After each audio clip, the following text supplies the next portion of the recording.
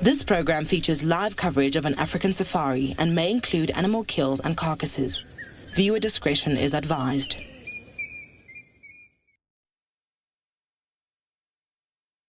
Afternoon and welcome to And Beyond Ngala, where I am sitting with an incredible scene. I've got a massive elephant bull behind the thickets on the riverbank, and just in front, two of the Birmingham lionesses.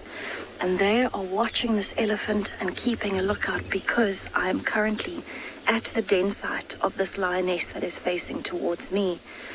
And we think her cubs are hidden in that thicket where that elephant is at the moment. Absolutely incredible to be here this afternoon. So it's definitely a nice cool afternoon, and I'm going to be spending as much time as I can here with these Birmingham lionesses. It is an absolute honor to have you on safari this afternoon. Welcome aboard your live safari in the African bush.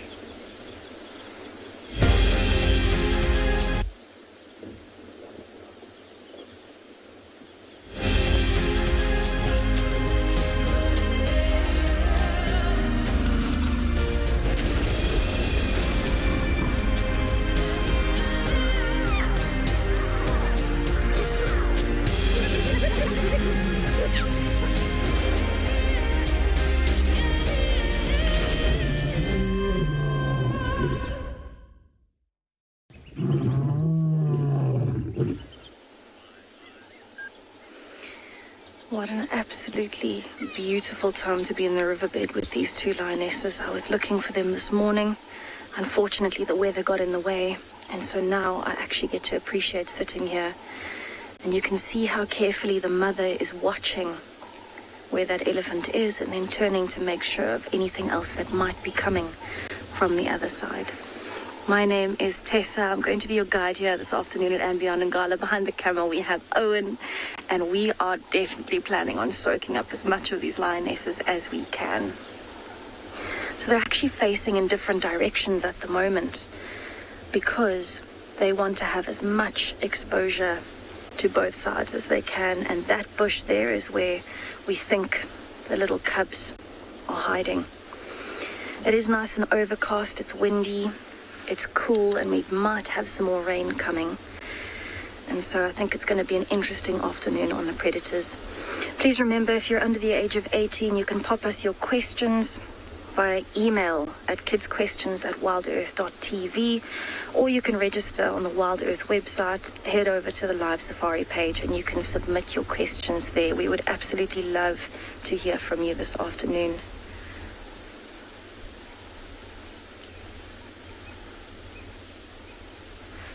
She is one of the most beautiful lionesses.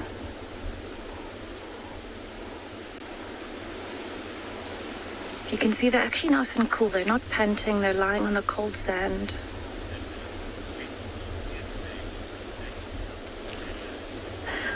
Linda, absolutely the best way to start a cat a day off, with a bang of Birmingham lionesses. I love it. Cat a day should be every day. So I'm really hoping that while I'm sitting here with these two lionesses looking so alert, and with that elephant having moved through, that possibly, there you can see the elephant's actually walking off to our right there. Elephant hasn't actually noticed them, to be honest. It's not bothered by them. But the lionesses have been watching the elephant.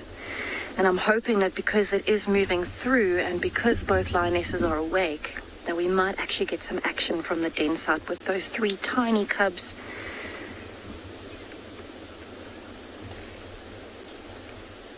And the mum is looking very alert this afternoon. And it's amazing how instinctually those cubs know that as soon as they hear an elephant or any other animal around, they need to stay quiet, they need to stay still, and they need to make sure that they're not noticed. If there had been a reaction from the lionesses, if it had been any other animal, it might have piqued their interest. And so they might have actually gone looking to see why the lioness was being protective. So by relaxing like this and just keeping an eye from a distance, she's actually doing the perfect thing to keep those cubs hidden and safe. I don't think that elephant even knew there are cubs in the thicket he was feeding on. And another one's come out. Oh my goodness.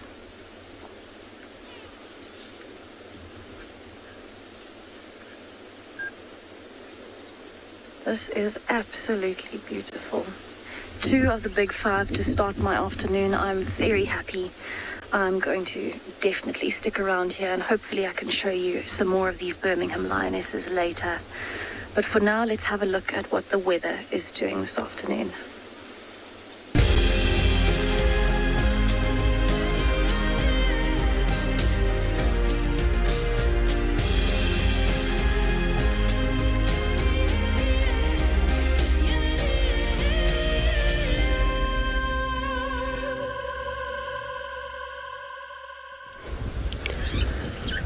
Well, Tess, I'm also really excited this afternoon because not only we do have beautiful ominous clouds in the distance, but I've also stumbled across my favorite herd of elephants. And there is Susan walking straight towards us, which should be quite interesting. I have no doubt that she's going to come right on over to say hello. It has been a little while since I've been on Pridelands, which is where we are driving this afternoon. So it's nice that we've just come across the herd, just like that. My name is Taylor McCurdy, and on camera with me today is Gert. And like I said, we're here at Pridelands Conservancy, which is part of Baluli Game Reserve and the Greater Kruger National Park. Now, we basically just left HQ, which is where we keep all of our equipment and park our vehicle. And the elephants were waiting for us outside. Now, I haven't been here for a while, because I think the last time that I was at Pridelands, was weeks ago, in fact. Then I went on holiday and then I came back to work, but I was at some of the other eco training camps and now I'm back here. So I haven't seen this herd for some time, and there's a new little elephant. I'm not sure if you've seen it just yet. It's just hiding away in the bushes, but I'm hoping that as we sit here and just watch from a little bit of a distance, that we'll get a view. But we did point out quite a few times that there's 2 cows in this herd that were heavily pregnant, and it's nice to see that one of the older cows, in fact I think it might be the matriarch, that has had a little one, which is very exciting. But they should come towards us soon. Hi Susan. So I'm just watching, of course, my favorite elephant because she's quite naughty. But let's see, maybe she's going to ignore us today. Do you like having a new elephant in the herd? Are you even more protective than you usually are? If you don't know who this elephant is, don't worry, you'll get to know her. She'll come over and introduce herself in a minute, but she's become quite a character amongst the different animals at Pridelands, if not a firm favorite. And she loves looking after the younger elephants. She is a great aunt, so I suspect that she is going to be playing around with that younger calf once it's old enough to sort of leave mom's side, because at the moment you can't really see it. It's literally just walking underneath mom's belly. Susan, have you just come out this way to say hello? The rest of the herd is really feeding in a different direction, straight into a drainage system, but she's come out into this nice area to graze. She's not really paying us much attention at the moment. She's watching us. Oh, there she goes. I'm just going to move that log out of the way. You can see she does that quite gracefully, not throwing the tree around this afternoon, trying to get all the grass from underneath. Normally that's something we see them do in the drier months. You know, here at the moment you can see there's lots of lovely lush green grass all around. But I suppose there must be some tastier grasses growing under there. Hello, girl. Her whole demeanor is so much more peaceful. It's really nice. You can see she's not too far away from the car now. She's probably about, how far would you say? 10 meters? 5. Gert says 5 meters. I'm not very good at maths and guessing distances. It's obviously a bit of an optical illusion with a car. But she's a fair distance away, but she's no stranger to the vehicle. She does, a lot of the elephants in the Greater Kruger are quite relaxed and do spend quite a bit of time. You get quite an intimate experience with the elephants here, and particularly with this herd too. Hello. Not going to come and say hello. Just very delicately feeding. This is lovely though.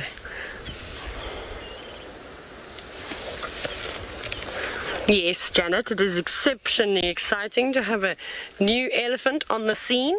I can't wait until Mum is a bit more comfortable with the vehicles and us viewing it, because she seems to be keeping it out of our view for the moment, sticking to the tall grass and heading into the Tamboti thicket. But that's okay. It's just nice to know that the herd is on the property, so we'll try and, well, as you know, I love to just spend all day, every day with elephants, and particularly this herd, so I'm quite happy to just try and find them all the time and eventually get a view of the little one. It's tiny, it doesn't look very old. I definitely didn't see it the last time I was here, so it must be close to, or at least over 2 or 3 weeks now. We'll have a look when it does come out into open and have a proper look. I just saw it was standing in the shade with Mum. They were all having a siesta not too long ago. Here's one of the other older calves, just walking behind her. She's got a bit of sand on her head. Hello, girl. I'm just because she does a little bit earlier. Some of them are a bit grumpy, but it might be because of the wind. Right. Elephants galore here at Pridelands. We're going to spend a bit more time with Susan. Off you go across back to Djuma to say good afternoon to Steve.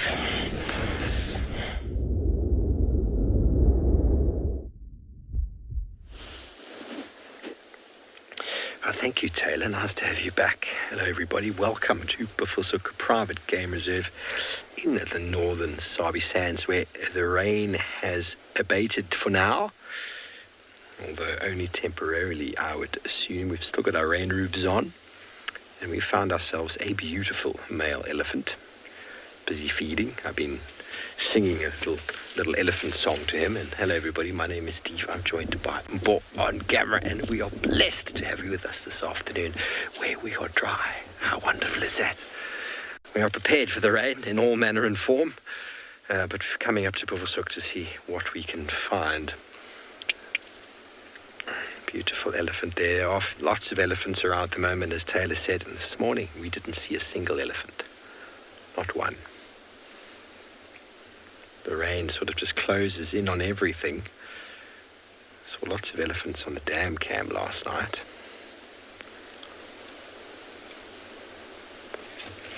And that's also a reason why we don't see them. He's going to come out in the gap in a moment. That's the rain roof pole, everybody, that you can see. And that is an elephant.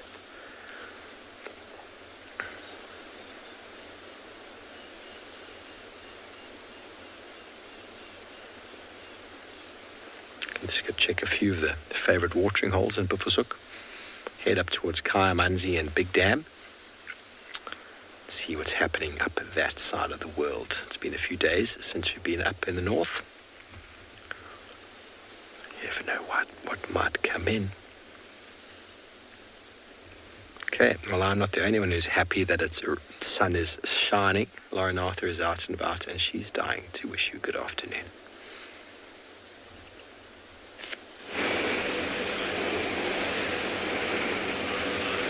Good afternoon, everyone. Welcome to a dry Djuma.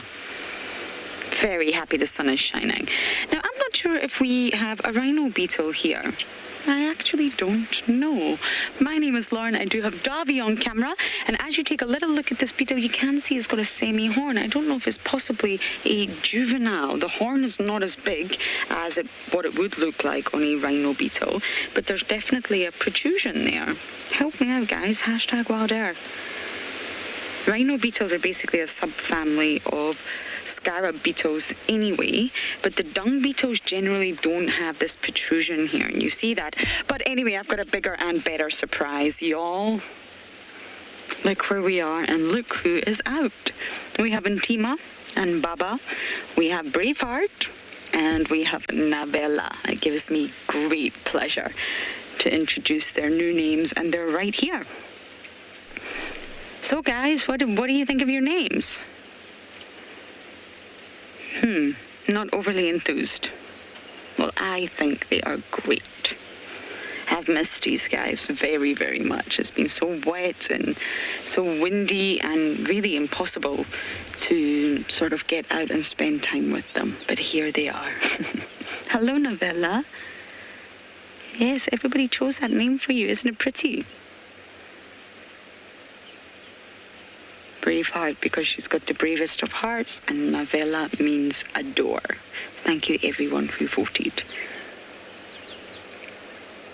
My assistant Wally and I are very grateful. But in all seriousness, it's really good to be back at the den. And Tima's here. I didn't expect any less. I don't see any other adults. But I really do believe if we just sit here, the den's going to get busier and busier. And FC will let me know about this beetle. He's actually on the move. You can get a beautiful view of his underside. That's the elytra on top on Mr. Beetle. The elytra are what protects the wings. And then underneath you can see he's actually got hairs. Insects are not, oh dear, on my hand. Insects are not completely hairless. And he's obviously ready to go and explore. So I think I'm not sure where to put him because we've got some very hungry jaws over here. Let him go on. Oh, I will let him wander on his own.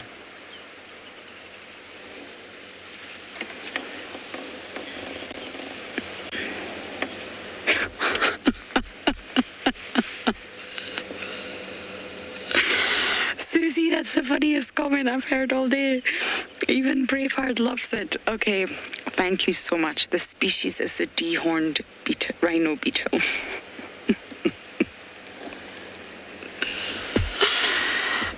That made me chuckle. Oh, someone else is awake, Davy, you see? Another sleepyhead. Yes, it is a dehorned rhino beetle. I don't know why I didn't think of that. Oh, everybody's waking up. I think slowly but surely all the cubs are going to come out. And hopefully we'll get another look at Intima's little Bubba, who's growing so fast. I mean, look at Novella, a.k.a. Junebug.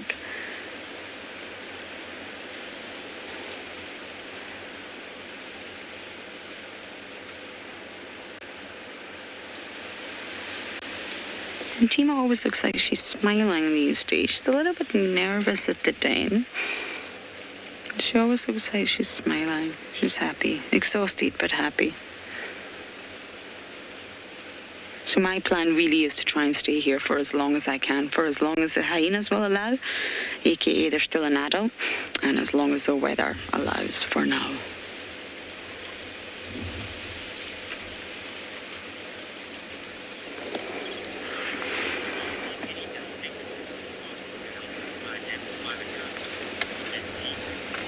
Kate, my goodness, this is a tricky one. I am about to release some ID kits on my Instagram page, which I'll happily send to you all if you do wish. However, with the cubs, really, I'm going to be completely honest with you. Hearts 2, Gingarika and Pumela, and Ngwazi and Shimbulu, Ribbons 2, I actually need to see them together before I can immediately identify them. Now, it's going to be a lot more helpful when they're all actually out and we can point them out. But Ngwazi and Shimbulu, Ribbons boys, are of course the largest of them all. They're the tallest. And I personally feel that Shimbulu is a little bit shaggier, if that makes sense. His coat is a lot more hairier and fluffier, and he's darker in the face. And with Gingarika and Pumela, there's a really easy way to tell the difference between the two. Because Gingarika, the female, she actually has a slice taken out of her right ear. So you just need to look at their ears. Pumela's are perfect. Gingarika, she has a cut right in the middle, a really straight cut on her right ear. So I know it's not the spot pattern, as you asked, but that's a really easy way. Then, of course, at this stage, Novella's the smallest. Let's just forget Intima's little one because it's not really mobile right now. But Novella's the smallest and the darkest. And then, of course, Braveheart, Corky's daughter, she's at that really awkward stage right now where her legs are not really fitting the body, and she's also very dark in the face. So I know that probably didn't entirely help, but I am going to release some ID kits. I'm working on them as we speak. But what I realized is that I don't have any photos of Pumela. I don't know how. I have photos of all the other cubs, but I'm missing Pumela. So I'm actually going to try and get one today, and then I'll issue the ID kits. But it's difficult, and I even find it difficult. Get into my space. Okay, so Darby and I are going to sit here and enjoy this moment a little while longer.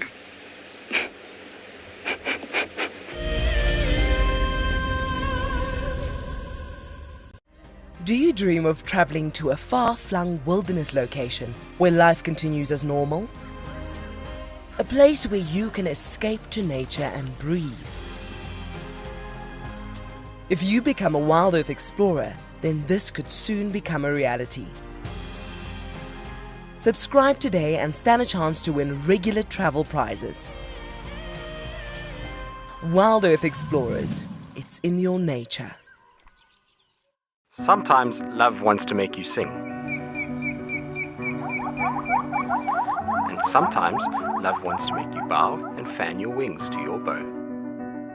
For the southern yellow-billed hornbill, these are signs that love is in the air. These birds are destined for a season of monogamy at least. Breeding pairs are in it for the survival of their chicks. But before love commences, the male needs to woo his valentine with food in the form of nuptial gifts. I'm Nikki here at Ambion Ngala in South Africa. I love getting questions from viewers about all the small things within the environment and how it all is integrated with one another. If you want to ask me any questions, please simply register with the Wild Earth website, head across to the Live Safari page and then post your questions there. I'm looking forward to chatting to you on my next Wild Earth drive.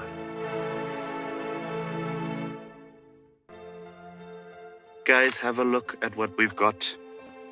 This is better than my birthday. Look at that. This is the first time that I ever see cubs this small. This is so special.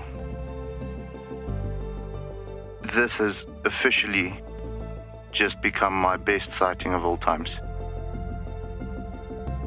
Tune into Wild Earth every single day. It's in your nature.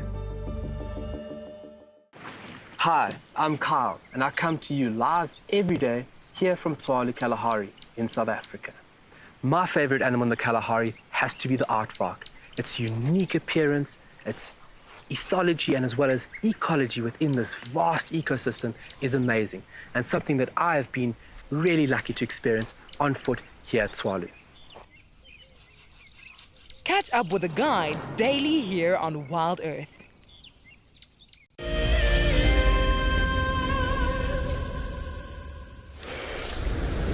Well, you've just joined us at the most perfect moment because there is the tiny little elephant calf that we've been telling you about all afternoon. Well, not all afternoon, but literally just a moment ago. Oh, we found some water. Look how cute it is. That is such a small little elephant. It's got so many wrinkles on its head and now it has plopped it down into a puddle. But that is a lovely little swimming pool for a small elephant like that. Absolutely loving it. Look at that. Its face is now completely covered in mud. I'm just watching all the elephants around me, but look how tiny it is. So I don't think it's very old.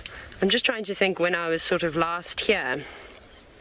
I mean, it must be 2 weeks old, maybe a bit older than that. I think between 2 and 3 weeks. Sorry. Hello, girl. Where are you going to eat? There's just one elephant here, this cow. And you know, sometimes you just get a feeling. Hello, girl. So I'm just going to watch her very quickly. She's quite happy. She's feeding. Hey, but you've got little ones. Why don't I recognize you?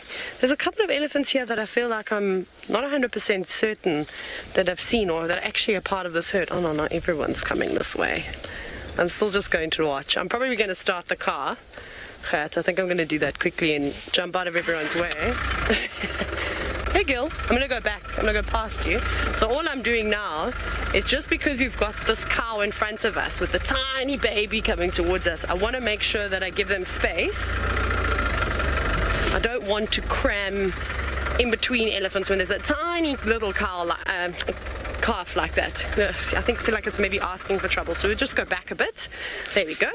And then they can have freedom to move around. But there was no aggressive behavior from those elephants. I just like to be considerate and try and avoid a situation before something goes pear-shaped. But we'll watch them again. At least we got a quick sneak peek of that little calf. There's Susan again.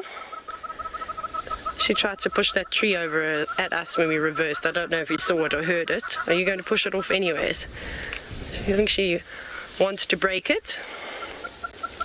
You can see also there's some bark missing on that tree, so whether Susan has just done that, whether she's just stripped the bark with her tusks and then pulled it with her trunk.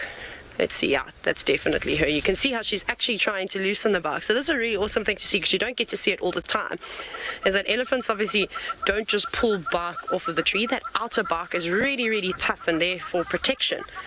And that's not really the nutritious flavor, but this is quite a young tree, so it doesn't take much for her to use her tusk and sort of just gore it slightly. And there we go, she's just taken a few bits off. She hasn't completely ring barked it. There is still a section of that tree, so it should survive. The nutrients will still be able to flow from the roots up to the leaves. She came over to the car too. Just as we sent you over to Steve, she came right over and then she stood next to us for ages. And she was feeding, which was quite sweet. So let's see if she comes back around again. She's very well behaved, no aggressive behavior, but now that I say that, she's obviously going to put on a show. Yeah, Susan. I'm just watching her, and with Susan you have to, my head will probably pop in screen, you have to sit up and you watch her, because she's a naughty child. If you don't tell her no, she will try. Yeah, I'm talking about you. I'm telling everybody what bad manners you have, but she's been fine today. She's not feeding on some sickle bush. Let's see, you're going to try and squeeze past this gap. You've got the whole reserve to walk in, but you have absolutely no concept of personal space. When it's an elephant, sure. And Gert and I were just discussing now that she's actually starting to fill out quite a bit. Like, she's not looking so petite anymore. Dare I say she's looking chunky, but you know, for an elephant, that's actually a compliment. That's a great thing to say to an elephant. She's healthy, she's growing. She actually looks like she's grown a fair amount. And she's also getting quite wide, so haven't seen any development of the mammary glands just yet, so I don't think that there is a calf just yet, but normally you'll only see them bulging like that when they're well into their pregnancy. Now she's hiding behind the trees. Unfortunately, all the elephants have gone behind the car and are still behind the car, so we won't be able to move just yet. We're going to just sit still. We'll just keep looking at the elephants in front of us. There is another one that's coming down towards us on the road. Sorry about that. Just swiveling around, keeping an eye on all the ellies. It's quite a nice scene of this one. We've got a young bull. Yeah. Looks like a young bull.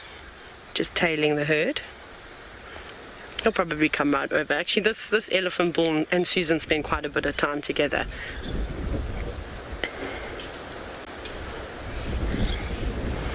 It's lovely. You can also hear that the wind is now picking up. And I've heard that it is raining quite a bit closer towards the Drakensberg. So we had a bit of rain earlier today, so it might come through. Wonder where these ellies will go. Surely with a little calf like that, they'll just stick to the thicker stuff. Maybe they're going to tuck themselves in a nice thicket. But the clouds are coming in quickly. And they're on the move, these ellies. Don't know what we're going to do after this, though. We're going to go exploring because most of Pridelands is underwater at the moment, so I'd like to see that. Maybe we find some more elephants. I'm sure we will. I don't think this will be the last of the elephants for the afternoon.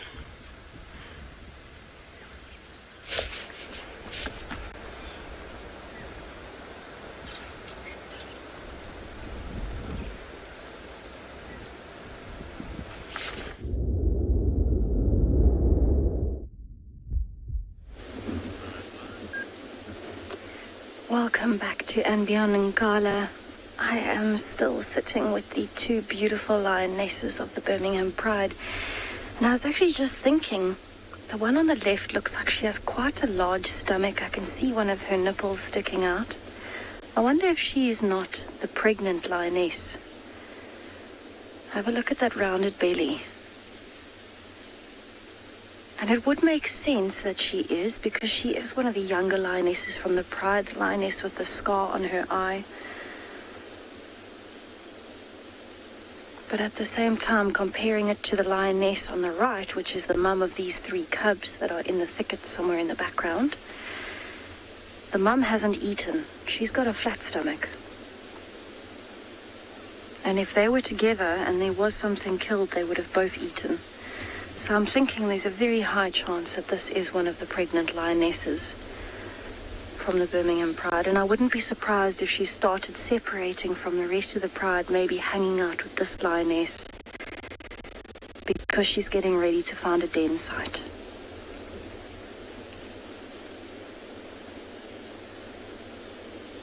So where I am at the moment on and Beyond Ngala, this is traditionally one of the favorite areas of the Birmingham lionesses for their den sites. So it makes sense that Mom has moved her cubs here. And they are having such a good snooze this afternoon, a proper cat.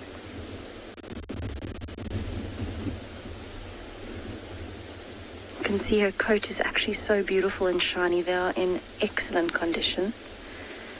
And I'm actually very keen to try and see those little cubs, because last time they were seen, they were looking a little bit scraggly. Some of their hair was starting to fall out, so it looked like maybe they might have mange, which is quite common in predator den sites with little cubs. Oh, must be a fly bothering her.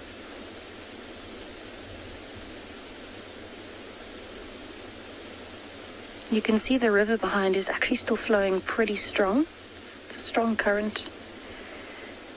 And it is unbelievable to see it flowing for so long consistently. And just on the other side of the two streams, there's a little bit of a bank and then a buffalo thorn, a big green thicket behind.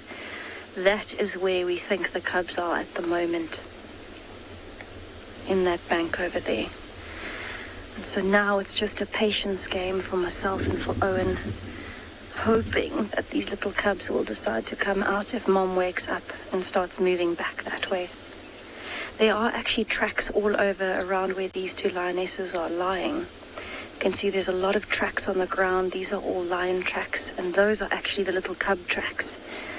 So she has been bringing them out to play in the riverbed around where they have been relaxing. There you can see that quite nicely.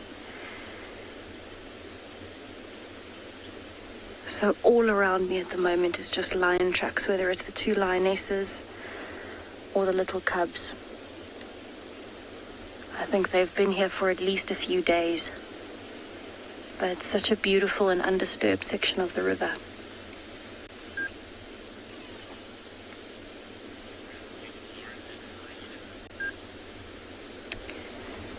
So I think the reason why this lioness moved her den site is because the other one was starting to stink from a wildebeest carcass, and we were noticing quite a lot of hyena activity around there. And so, being a good mom, she's moved her den site further away to protect the little ones from those pesky hyenas that would come and investigate. But speaking of which, I'm going to send you over to Lauren with her hyenas while I enjoy the sunshine for the first time in a few days.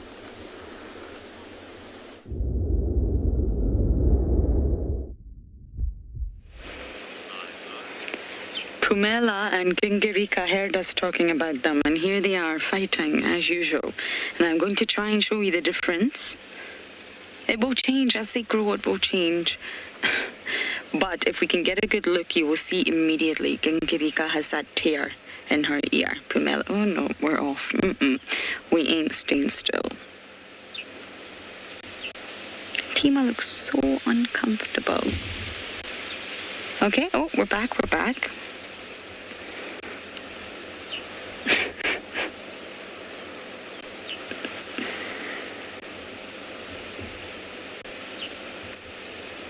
Oh, that's very sweet. Oh, hello. Oh, Navella, you're not the smallest anymore, that's for sure. Now, I don't think any of them are going to stay still long enough for me to do this, but... Oh,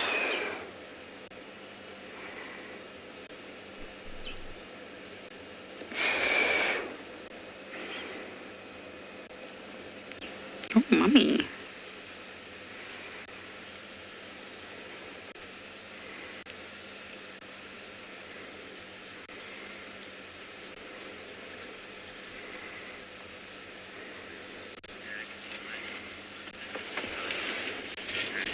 Dragonfly feel you. It's so good. I feel like it's been a really, really long time from, the damage from the storm that affected us technically, from the weather, and just to coming here and them not being here. I'm overjoyed, and I love your name, by the way, Dragonfly.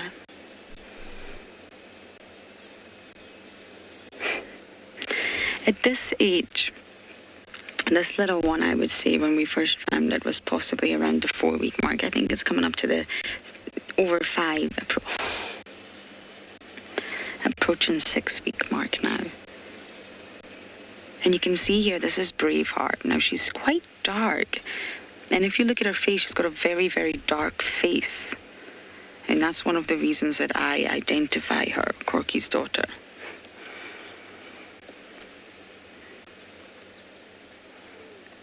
But it really does take time, honestly. It's just because of the amount of time that we spend with these animals that we get used to it. But it's not easy. Okay, there you go. There's Ginkirika, you see?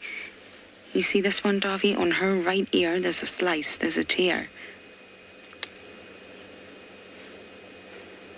Can you see that? There you go. Now, it's quite obvious once you see it, and it completely differentiates her from her brother immediately. And then things will change as they get older, but at this stage, if spot pattern's still a little bit too blurry, you can just look for that ear. Oh my goodness, everybody's waking up now. We've got the whole clan out.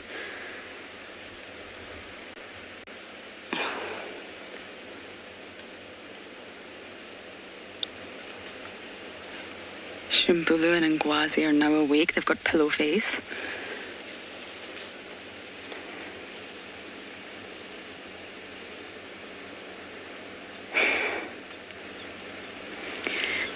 They spend all day together in the den, and yet they're overjoyed to see one another.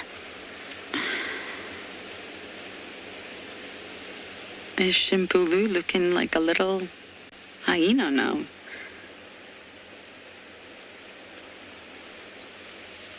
Oh, no. Run back to your mama, little one.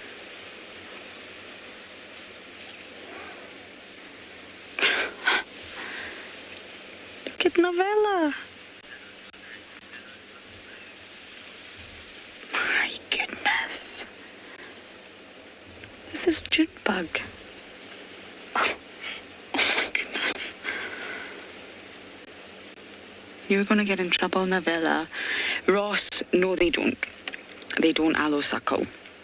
In terms of allo mothering, that's a little bit of a tricky one because they will babysit. As long as there's an adult at the den, like now, they will babysit, but they definitely don't allo suckle like lion prides do. And you will find sometimes examples where maybe in a slightly bigger clan, the very the lowest ranked female may allow the higher ranked cubs to suckle from her. But this is more through bullying and pressure and just having to be submissive than anything else. It's not allo suckling, but you may see examples of it. So that would be like June, for example, allowing Ngwazi and Shimbulu to suckle from her. If they were being very, very aggressive and very dominant, she may just allow it to keep the peace. But in general, they don't. So nice to see everybody.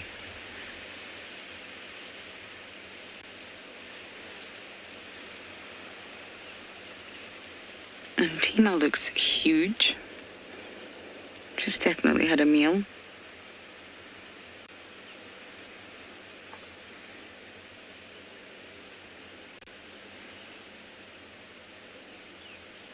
Now, Novella wasn't trying to be aggressive there. It's just that's why the cubs are kept at NATO dens, because the others will inevitably hurt them without meaning it. They're not trying to hurt this little cub. They just want to play. They want to exert their dominance. It's the only other cub that Novella's bigger than. So she's like, yes, I can bully this little one. You're not trying to hurt them. But that's why they're kept in a NATO den before being introduced to the communal den.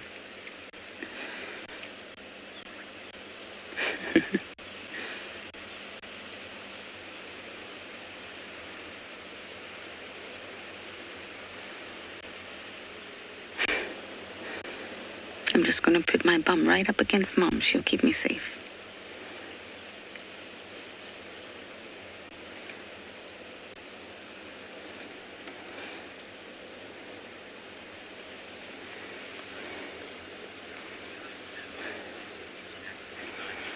Natalie, you're 9 years old. I'm not entirely sure if you mean right now or just the cubs or everybody. So I'm going to answer them all for you, Natalie. Right now, we have 7 cubs. Different age groups from different mothers. So Ribbon has 2 boys called Ngwazi and Shimbulu. Heart has a boy and girl called Pumela and Gingirika. Corky has a daughter called Braveheart. June has a daughter called Navella, and Intima here has a little black bear. We don't even know the sex yet. So 7 cubs, and we've got 1 adult babysitting right now, and that is Intima herself, who's 4 years old now. It's her birthday month, and well, her mother's Ribbon, so she's a matriarch's daughter. But in the clan as a whole, we've got 5 adult females, and that's Ribbon, Intima, Heart, Corky, and June, in the order that we think they sit at. And then there's some other youngsters, Sutu, Swazi, and the belly. And then, of course, you've got males, immigrant males, that come and join the clan. But it's actually a really small clan, Natalie. It's not a big one, especially. There you go. There's Pumela, perfect ears. You see that? No cuts, no tears, no notches, perfect ears. But yes, the Masai Mara, the hyena clan up there, is almost 80 strong. 80 hyenas, can you imagine that? That is a very, very big clan.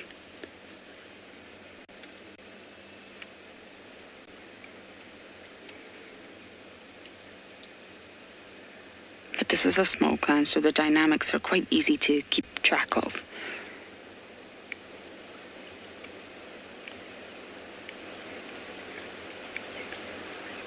Out of all the cubs, from my personal observations, I do feel that Ngwazi and Shimbulu are very gentle boys. Considering they're the matriarch's sons, they're the highest ranked of all the cubs.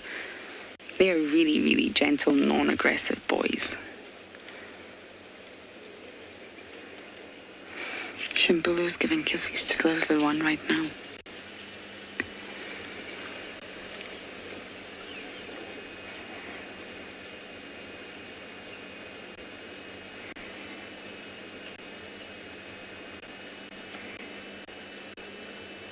And of course, Intima trusts all the cubs. She knows all the cubs. She's babysitting. It's her clan.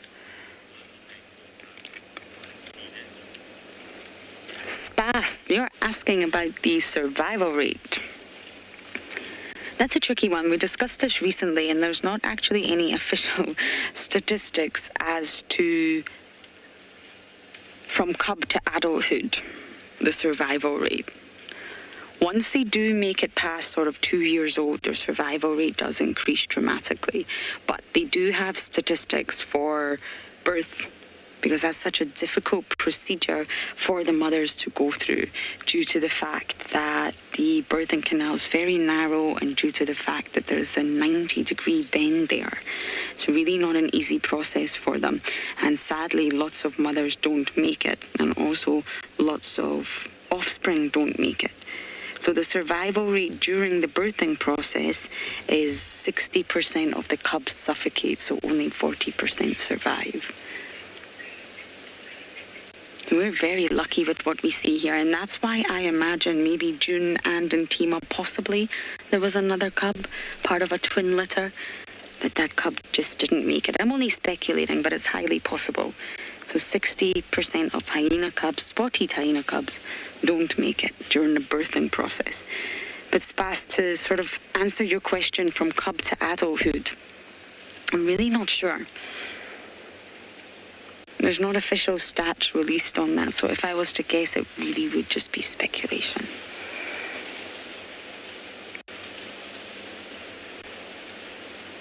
wonder if any other adults will come and join. It would be so nice to see them. So we're definitely going to sit here a little bit longer, and hopefully some other adults will join soon.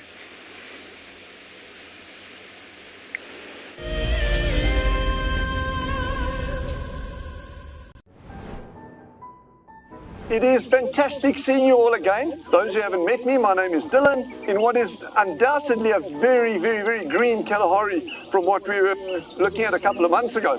We will be doing our very first fireside chat for Wild Earth. So if you can join us on the 13th at about 7:30 after game drive, it would be an absolute pleasure. We'll see you there. Sign up to become an explorer and join them by the fire straight after the sunset safari. Riverbeds are a great way to find water and look for places where elephant have excavated hollows. You can then dig into the sand, and after a couple of feet you should find damp sand, which then can be squeezed out or siphoned off for water. And with water being one of our scarcest resources, it is a good idea to conserve water where and how you can. My name is Ross and I'm a field guide at and beyond Pinda Private Game Reserve. I love getting questions from guests on Wild Earth because I love sharing and learning information about nature with new people, and it also makes me feel like you're all joining me in real life. If you want to ask a question on Wild Earth, then you need to register on our website. Once registered, go to our live safari page and submit your question below our live feed. Look at this, the little one is up and about. Certainly hasn't had enough milk at this age. No amount of milk is enough. Oh, Corky. Too sweet. Oh, look at this.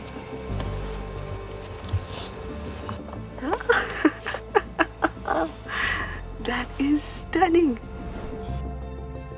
Tune into Wild Earth every single day. It's in your nature. Hi, I'm Mike Anderson, and I come to you live every day from Eco Training Pridelands Conservancy in South Africa. The wild animal I think is most underrated. I think buffaloes are the most underrated. They're so tenacious and ferocious, and also very, very protective of each other, which I find incredible. You know, sometimes people think of the big five, they just think of lions and leopards and other big animals, but I think buffaloes are pretty underrated. Catch up with the guides daily here on Wild Earth.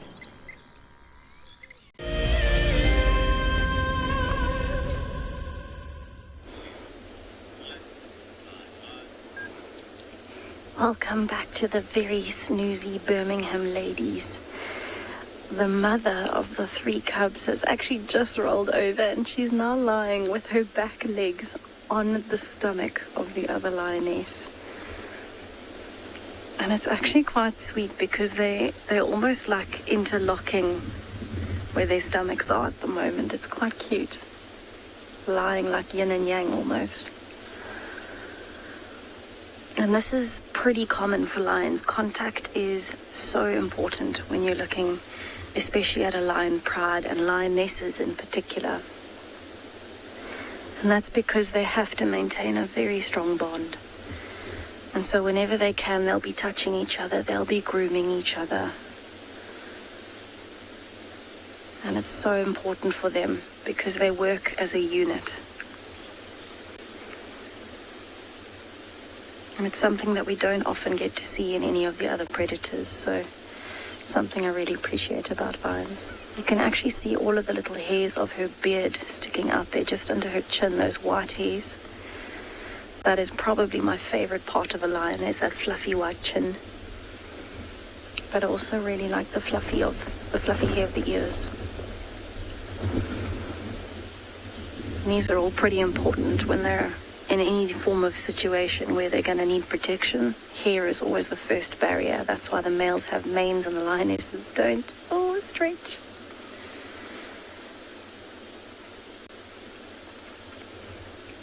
But for all lions, they have to have that fluffy beard part. It's the first sense you can feel something on your beard. It means that it's close to your face.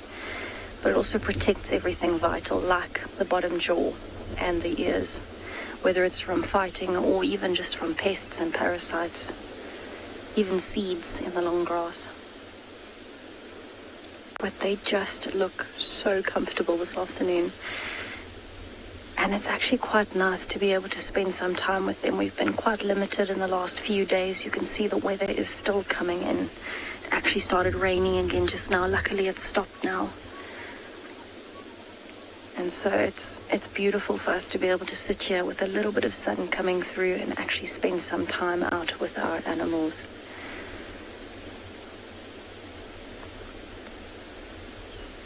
It is a game of patience for me today, but it's one of the best games of patience you can play, waiting for cubs to come out.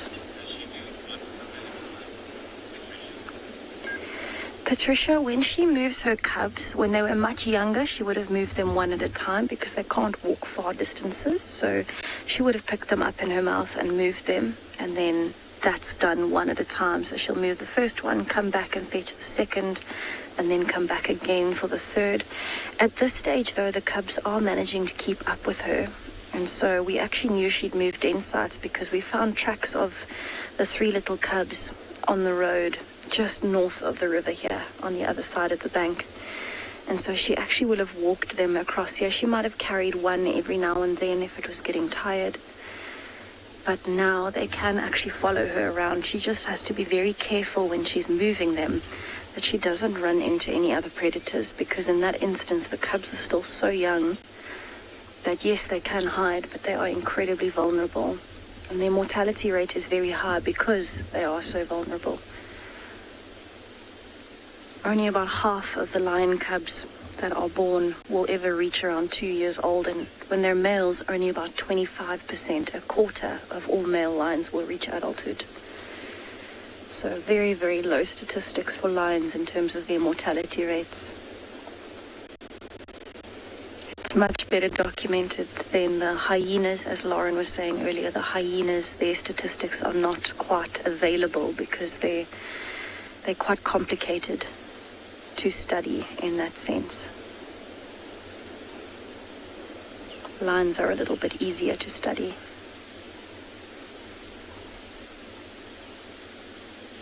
She's got quite a few flies that have been bothering her, and what I'm really hoping is because she has started moving around a little bit, she looks like she's snoozing quite deeply at the moment, but I'm pretty sure she is still awake enough to hear things moving around her. Because she started moving, and the other lioness has just started moving as well now and kicking her in the stomach, that she might get up soon. And if she does and she starts moving towards that den site, it's going to be so exciting to see if those little cubs come out. It's one of the most special times that you can actually spend with any predator, but especially with lions, is around a den site.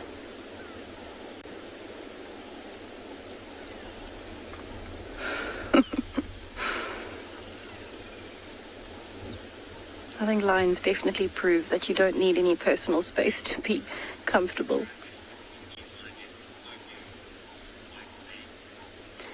White mane, that is a very cool name / handle. Yes, this is quite a beautiful interaction between these two. They are very close lionesses in the pride, as is. And they always tend to be right on top of each other. Even in the heat of the day, you'll often find these two very, very close, but also other members of the pride as well. Lions tend to lie on top of each other. I just think it's amazing how easily they're fitted into each other, head to tail, with their legs each resting on the other one's stomach. It's like a lion yin and yang.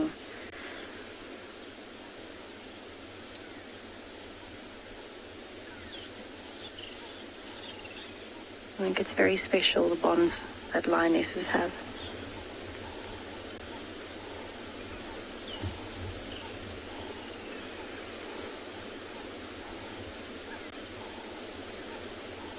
So this game of patience that we have here at the moment, I think what makes it so exciting for us is we know that it can change in an instant.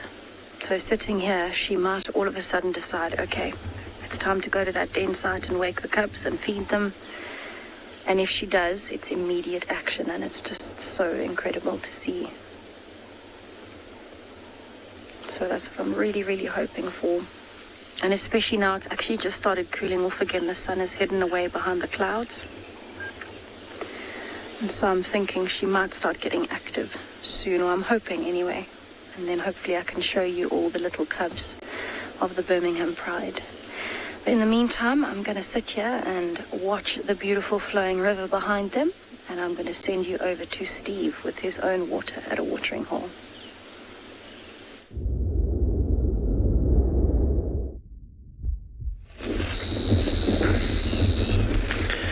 Welcome to Kaiamanzi, everybody, the House of Water,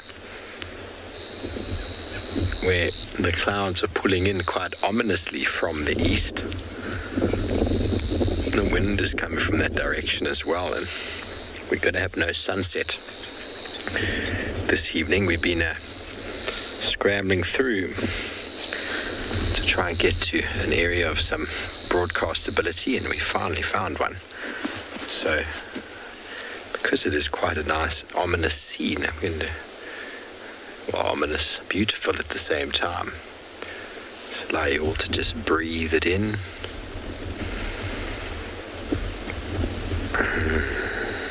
This wonderful Saturday, 13th of February, 2021.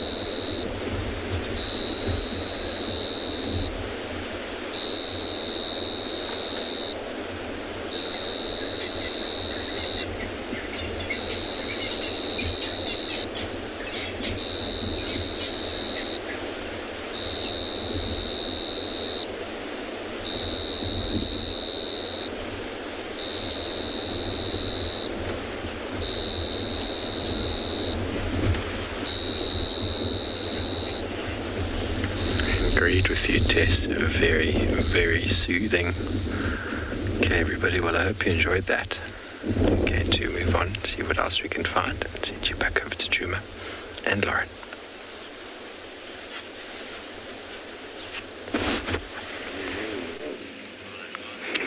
So much action at the den, it has not stopped. Hart appeared. Lots of aggression with the cubs.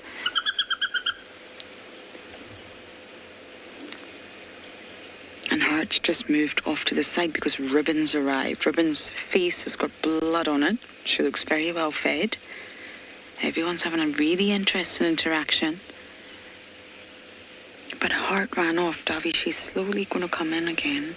I haven't seen Hart since coming back. She's right behind that pole. Of course she is. Of course she is. Harticus. It's all very interesting dynamics here. This is the top 3 females. You've got Ribbon and Tima and then Hart.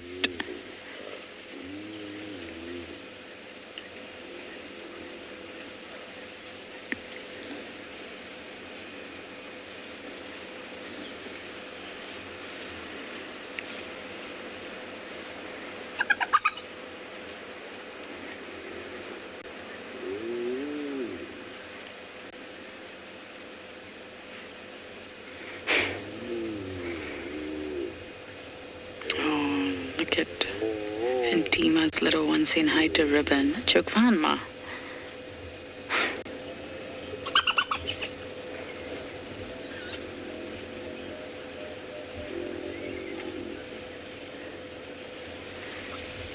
Hi, Ribs.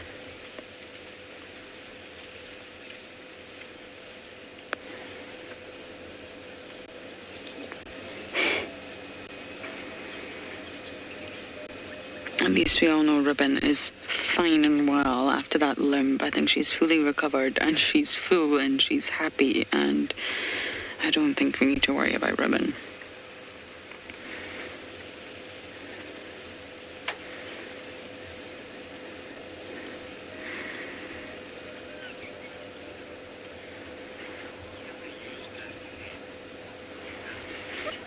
Oh, Susan. Too long, I think. It's a very small mound for everybody. And goodness, I don't actually know the date they moved here, to be perfectly honest with you. It wasn't Ribbon's natal den on the 27th of March last year, but then Ribbon moved Nkwazi and Shimbulu here, and it became the communal den. So, I mean, it must be about 6 months plus that they've used this den. But I can't actually remember the date they moved here. Last year was a bit of a blur, wasn't it?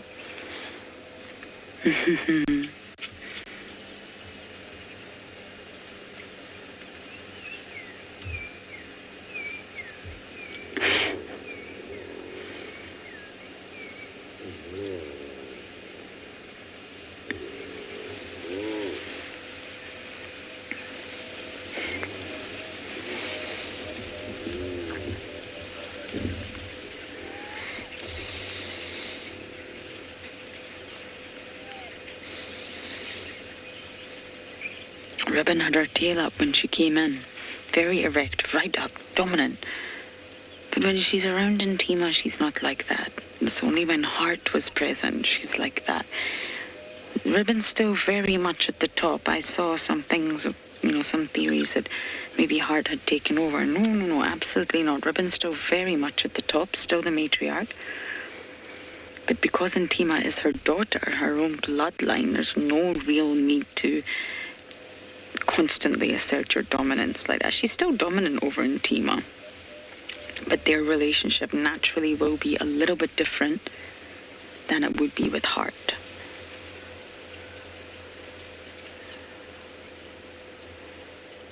Poor Braveheart. Corky's not here, and poor Novella. June's not here. But this is the busiest den sighting I've had in a while.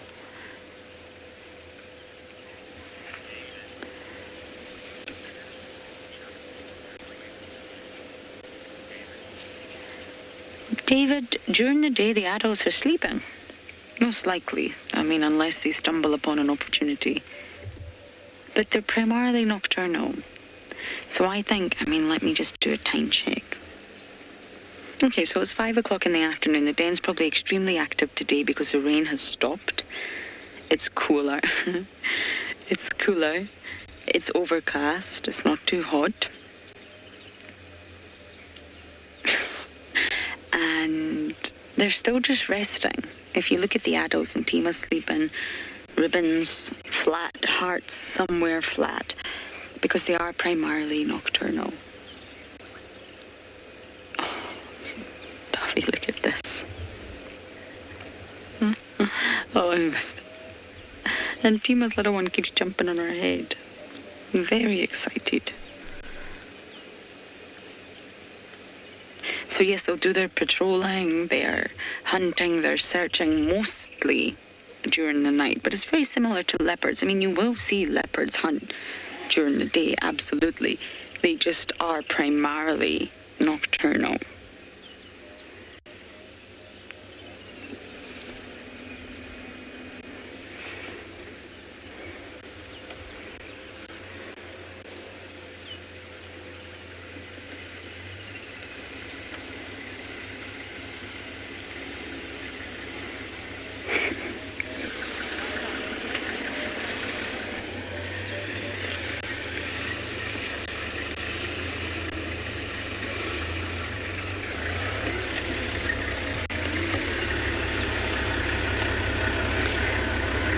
Oh, Lincoln, that's a good question. I know you mean it generally, but to get into a little bit more depth, I don't know.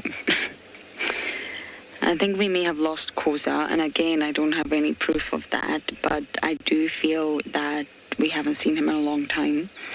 I'm a little bit worried about Saka.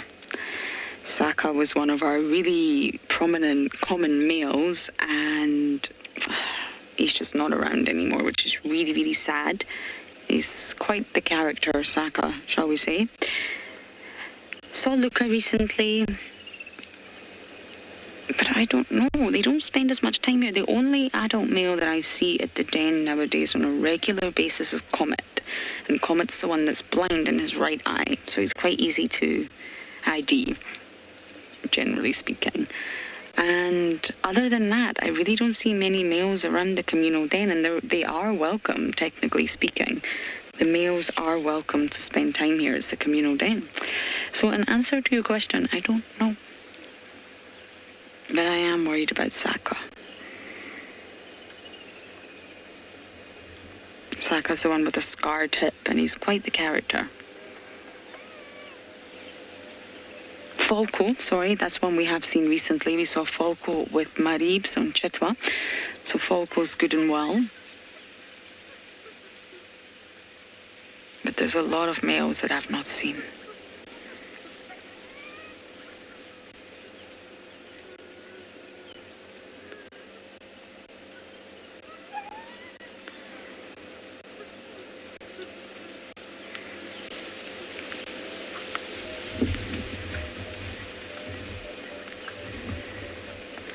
Gwazi and Shimbulu are not even lying down. You can see how big they are. They're huge. They've grown so much. They're almost a year now. Especially compared to this little one.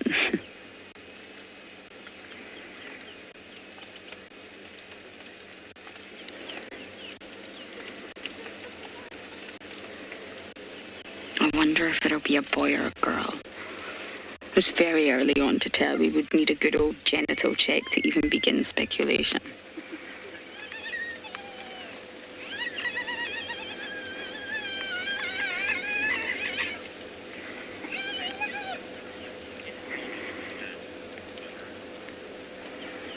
That's a hyena tantrum, by the way. Laura, we wouldn't know. I mean, hyenas are not really extensively followed, and I think Tess was mentioning earlier that due to their complicated social structures, really not easy to get into the real nitty-gritty of the clan. We do our best, but we don't see them mating. We don't know the fathers of any of these cubs. I would love to. I would absolutely love to, but we don't know. But generally, every organism will have behaviors and physical characteristics that do prevent inbreeding. Yes, they can inbreed, especially your cats, they can and they will, but generally speaking, inbreeding over a long period of time is not sustainable.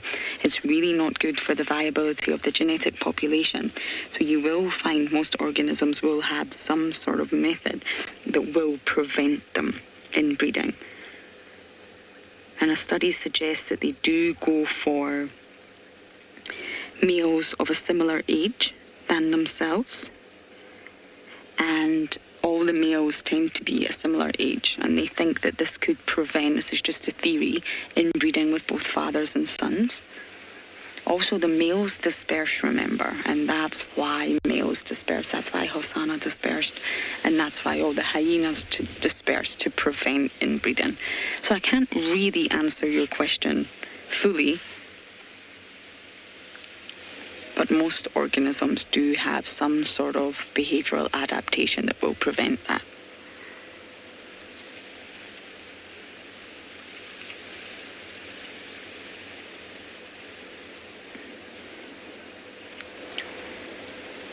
It's all calmed down a little bit at the den. It was very,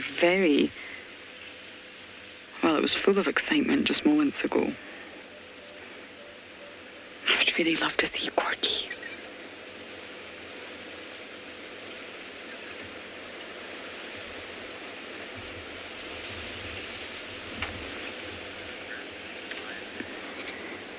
Okay, I'm going to sit here a little bit longer and continue to enjoy this, but we're going to send you guys across to some lions at Ngala.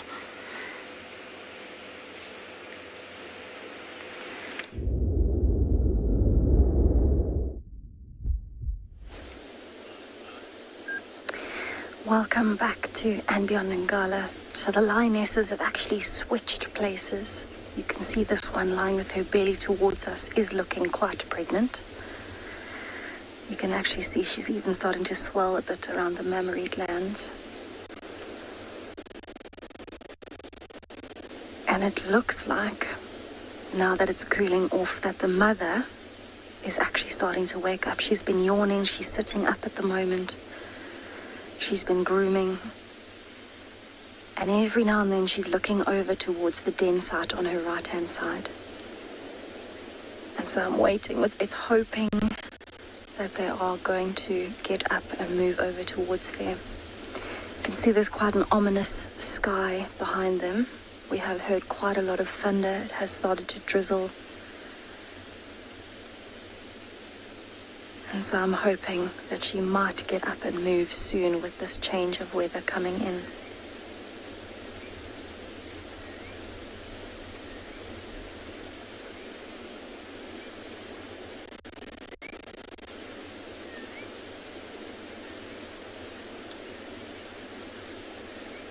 So she is looking quite fixedly down the river. I don't know if she's maybe heard something in the distance.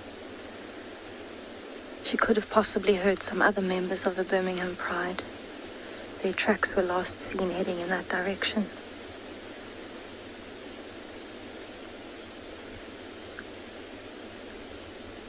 And she is definitely moving those ears quite a bit, listening out. Especially that right ear, because that's in the direction of the den site. So she wants to make sure, there she's giving it a quick glance. She wants to make sure there's no other predators coming down, or even maybe more elephants towards that area.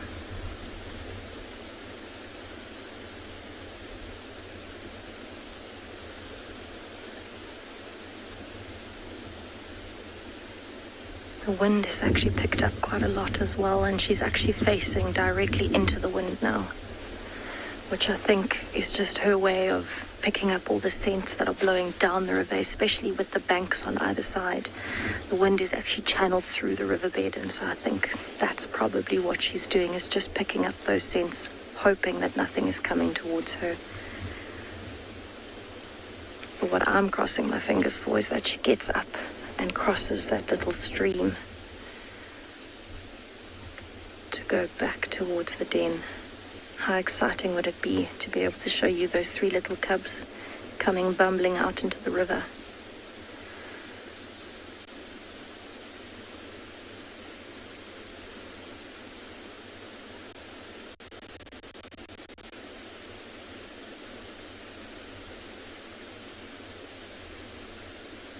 It's actually very interesting to see that the pregnant lioness is still flat, and I think that's because she has less to worry about than the mom, who knows she has 3 vulnerable cubs out on the banks.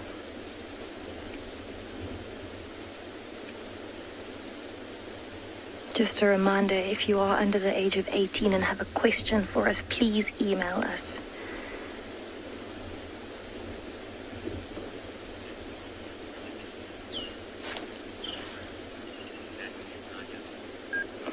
Natalie, you are 9 years old and you want to know why some lions are white.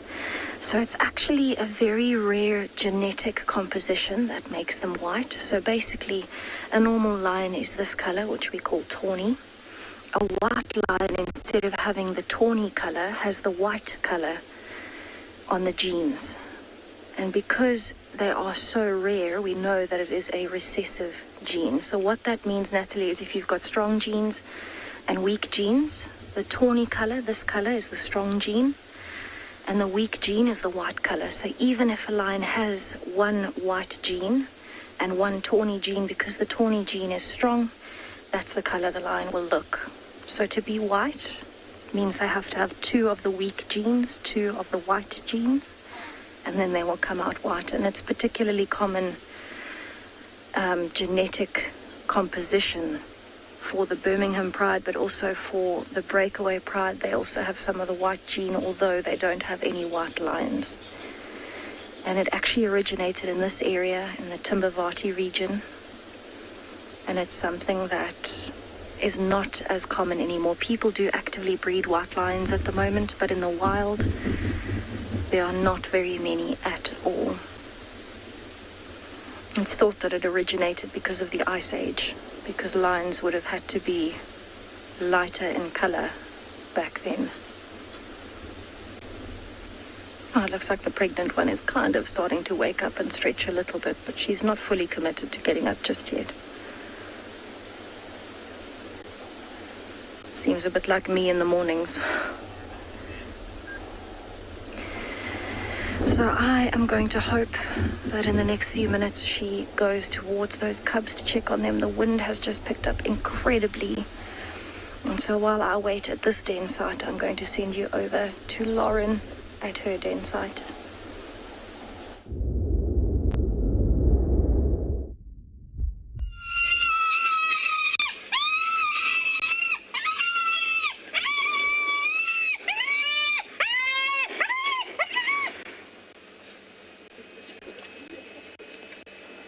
Oh my goodness, that was absolutely pandemonium.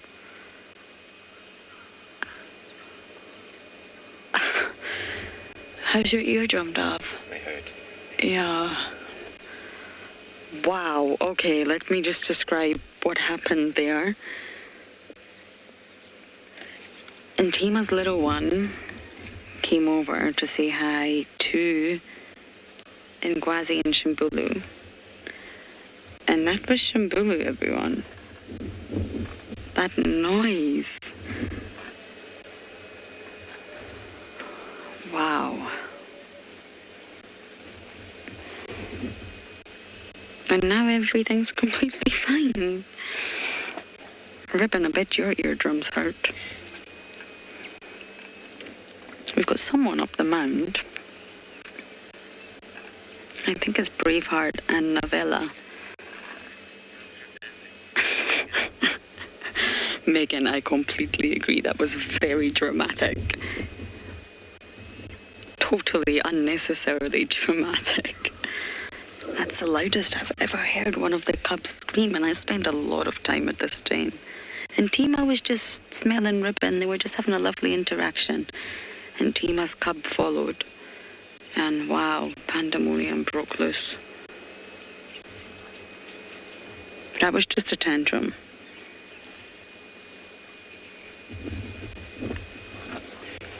Look at this pair. Queens of their castle.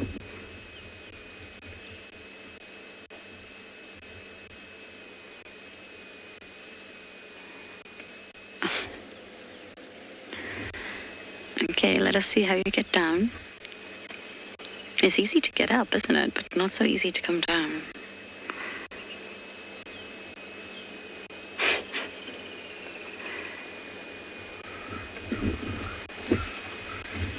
It seems that Braveheart and Novella have actually formed a lovely bond.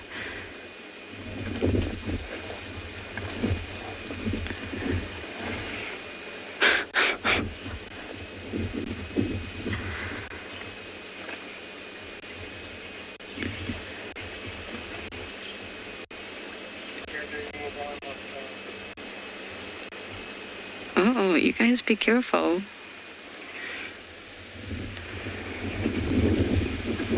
I'm not entirely sure this idea is a good one.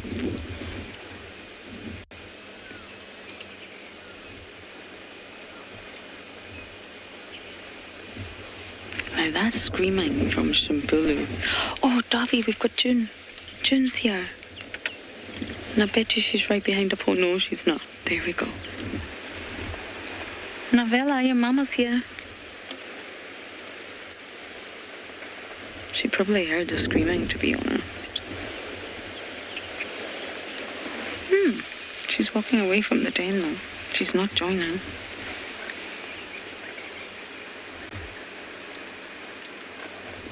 Okay, Novella's doing something very naughty here with Intima. I want wonder if she's going to get scolded for this. She was just having a little lick.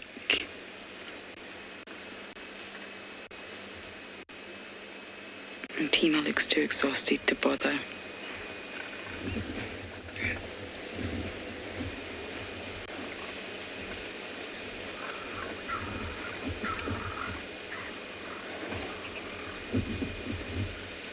That's also what I love about a hyena den sighting. It's so active. They come, they go. The cubs are very dramatic, as Megan says. They interact. They perform to their rank. The cubs run circles around that termite mound. They're just always active. It's not, they don't just sleep. There's always something to look at. There's always something happening.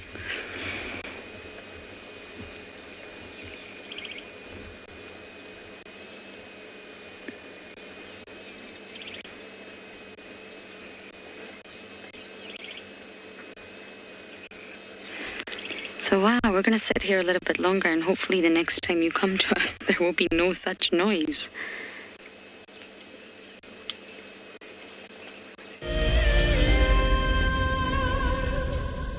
Imagine having your own secluded African bush home where you and your friends can enjoy the ultimate safari experience.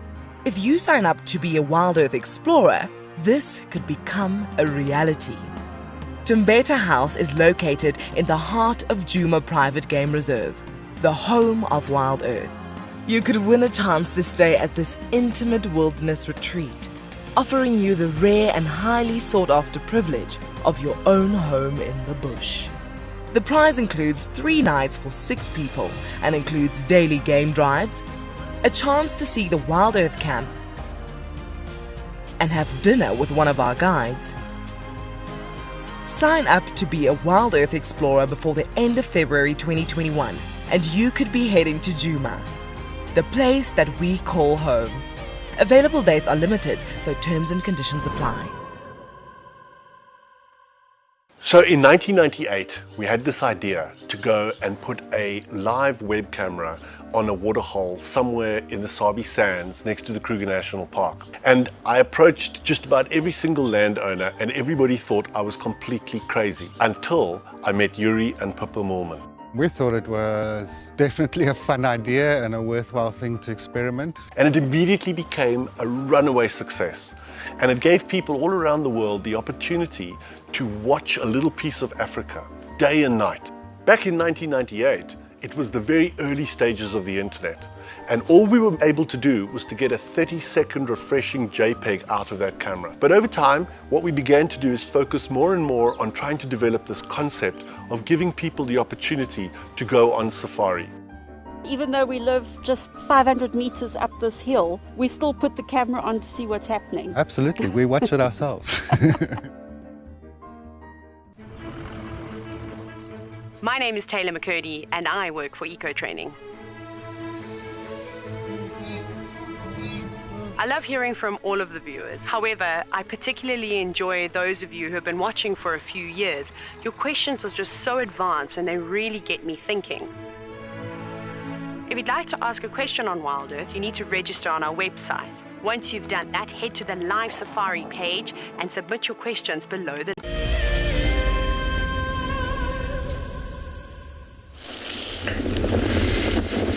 Welcome back to another watering hole in the north of Bafusuk, this one called Big Dam. And while everybody, Paul and myself, are on a little bit of a scenic route this afternoon, another beautiful scene with a little bit of sun coming through the clouds and lots of action with lion cubs and hyena cubs.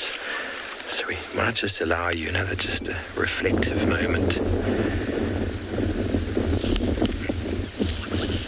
Feeling very reflective on this Saturday, being Saturday, as we know. And a couple of days ago, I had a reminder, these reminders on Facebook that come through, and it said Hukumuri is back, and that was 2 years ago, which signaled a year that he'd already been on the property, so it's about 3 years now. that I spent time with Mr. Hukumuri. Many of you have probably been online and following the news, and you've seen the wonderful article James and Jamie have written in Africa Geographic. And Mpumalanga Tourism Agency has also produced an article, and I'm not going to get into the finer details as it's all very well known now. But I think just a moment on this wonderful Saturday, an emotional moment, I'll be honest. A gentleman who was quite rugged, tough, adamant to get his own way, came in from the west, and it was a bit nerve-wracking, I recall, for many of you viewers at home. When he arrived, not many people liked him initially because of Tlalamba being a very new cub. She was a brand new little 3-4-month-old cub at the time, 4-month maybe, 5. And Hukumuri came in from the west. Remember, the interloper, he was called. And, well, he came in with swagger and style.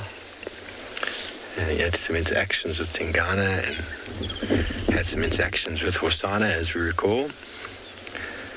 And initially, as I said, he wasn't everybody's favorite leopard, but he grew in character with each new return to the property, each new event. How many times did many of us say we're going to the west of Djuma, that is, to track down Hukumuri, and how many times did we succeed?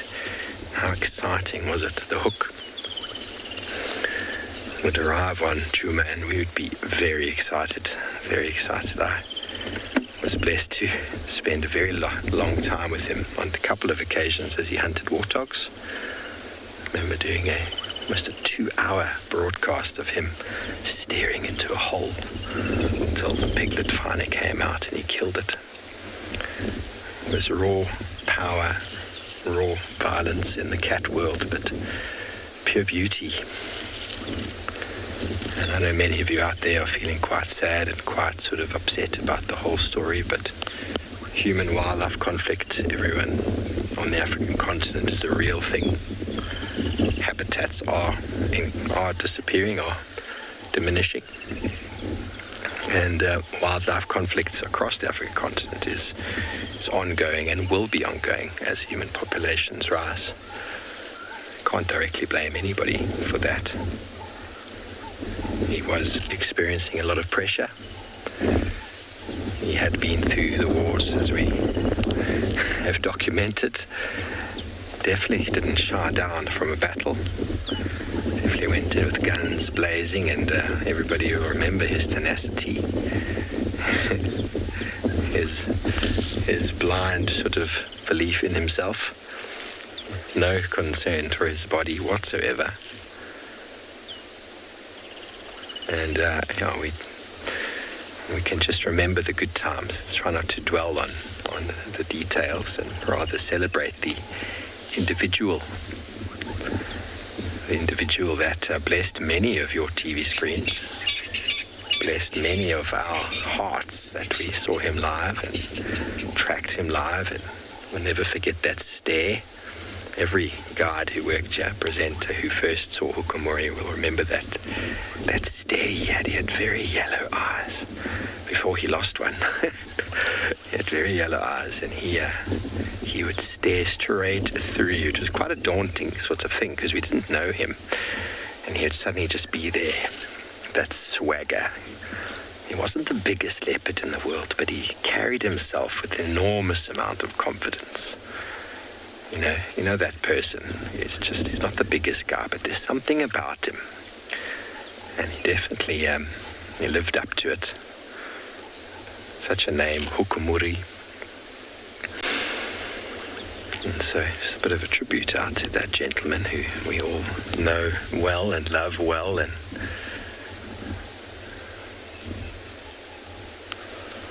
so bless him, everybody. Bless all of you with your concerns and comments. I hope all the concerns are laid to rest now, knowing the full story. There's nothing much we can do. Bless you all on this wonderful Saturday in the spirit of that beautiful leopard.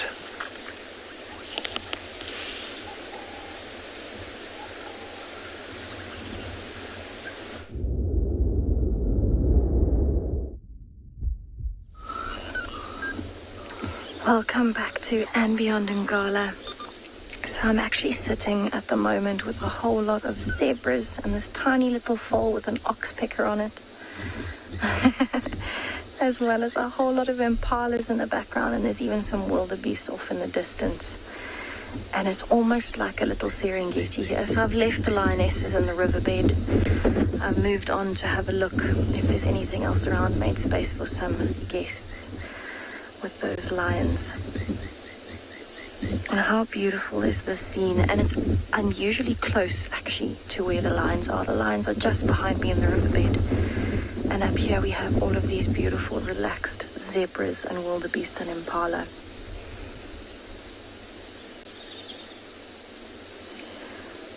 So everybody is in absolutely excellent condition. Shiny coats, bright colors, full bellies.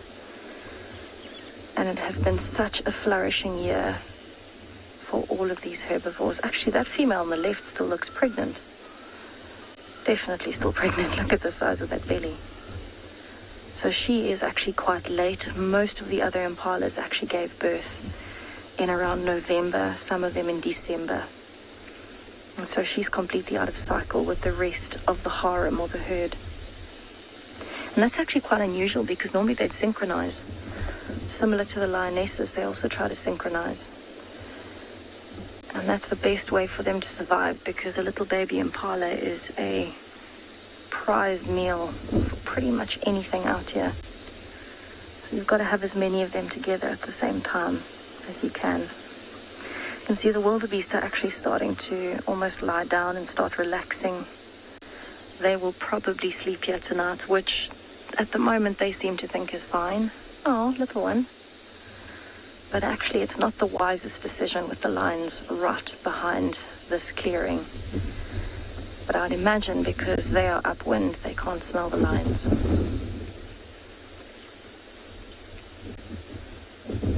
That little one at the back is scratching its head on its mum's bum.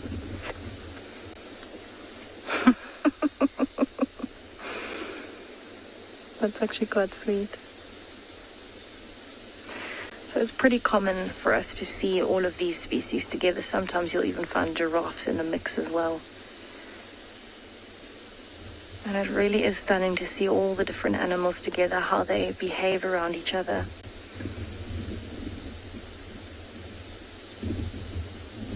These two, I think, have just started changing colors from that sandy brown to the gunmetal gray. And the impalas are running around in the background. That's what you saw flashing past. Yeah, everyone's definitely starting to settle for the night.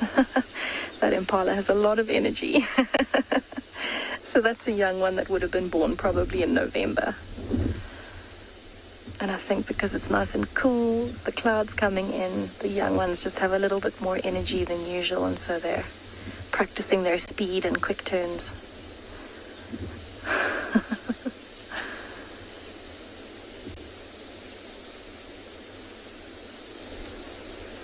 So this area is particularly beautiful at And Beyond Ngala.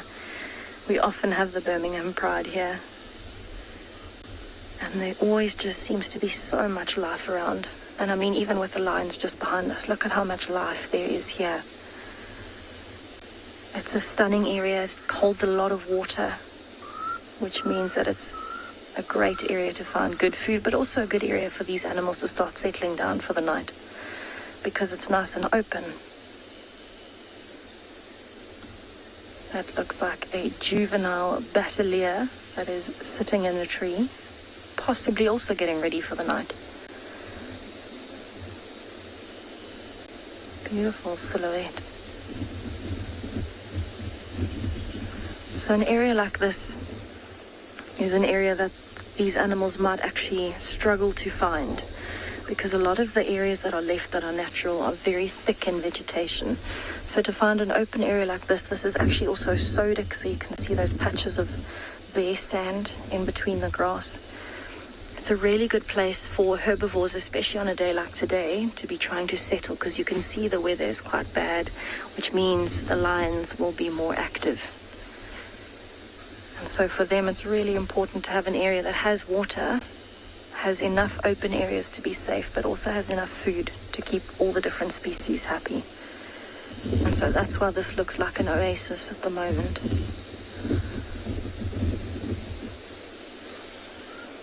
The little zebra foal is actually, it's the only foal here, but there is a very pregnant female.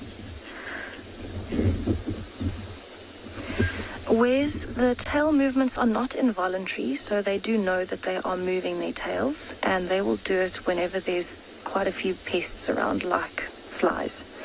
And at the moment, because it is cool, because it's going to rain, there are quite a few more insects out, and so they're just trying to keep the flies off. So it's not an involuntary movement, it is voluntary, but they just need to do it more frequently on a day like today.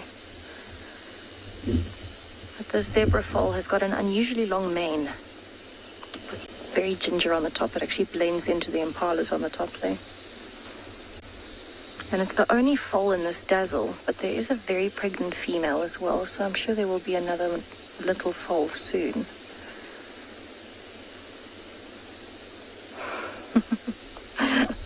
That's actually the pregnant female. It's just come in. Very striking how dark this female's stripes are.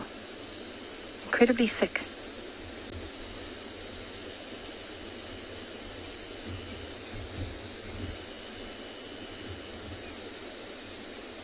So this female, you can actually see her shadow stripes really clearly. Those thinner greyish looking stripes or brownish stripes between the very thick black ones. Those are called her shadow stripes, and that's actually how you tell the difference between the two different species of zebras that we get here in South Africa.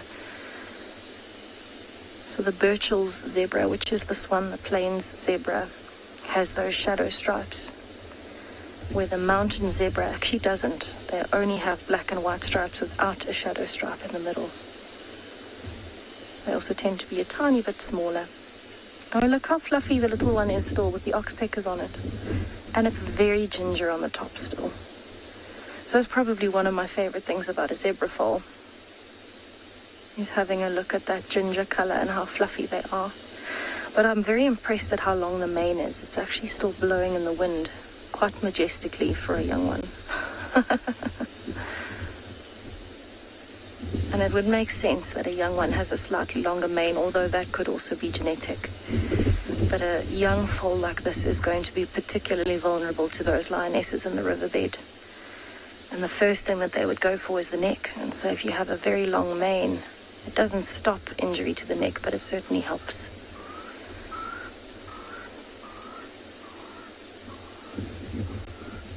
There's a lot of birds calling at the moment.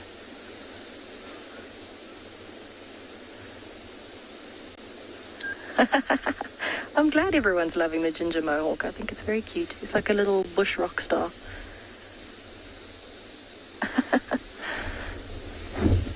It is very cute. I think it's probably the nicest mane I've ever seen on a young zebra. He's gone for the ombre look. Time to suckle? Not so sure.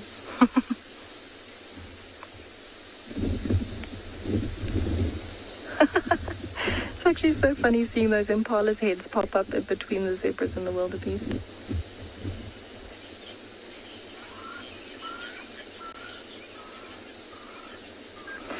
So the stripes of a zebra won't darken during pregnancy. They will actually stay the same throughout their entire life. They might get a bit darker only going from a foal towards an adult, because the foals are a little bit more chocolate and red, and then as they get older they get darker. But the stripes themselves won't actually change color during a pregnancy. So it doesn't work quite the same as us, where we undergo quite a lot of changes when we're pregnant. Sometimes your hair can change, your nail condition can change, your skin condition can change. For animals, it's usually not the same. They would stay the same shade, and that makes sense because their coloration is very important for camouflage, and so they can't afford to have it change at all unless they're going from a youngster to an adult. So the stripes will always be as striking as you see them now.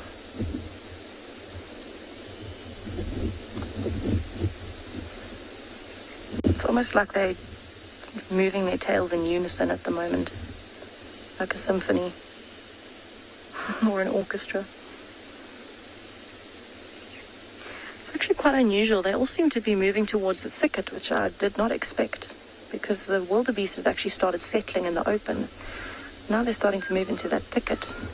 And I'm wondering if it's not because the wind has just picked up, but also it's actually just started raining a little bit harder, and so maybe they're looking for some cover, which I think myself and Owen might have to do sometime very soon as well. But I am going to leave these wonderful animals here in their oasis, their little paradise, and I'm going to send you over to Lauren with her hyena den.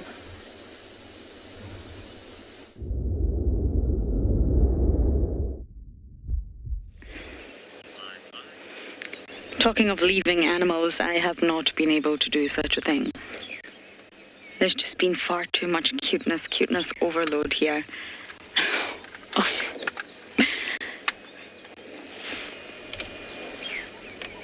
This little bundle of joy is just not stop. No.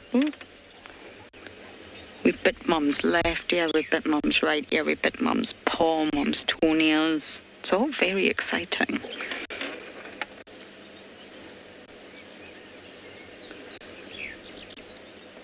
Oh, look at Novella.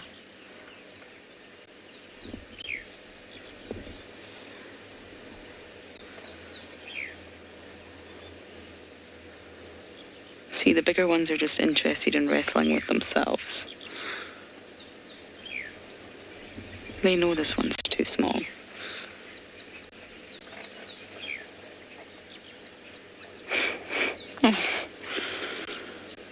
One day soon, just stay small.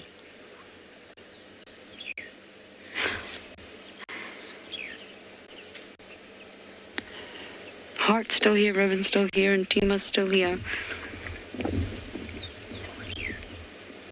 It's still an extremely active day inside.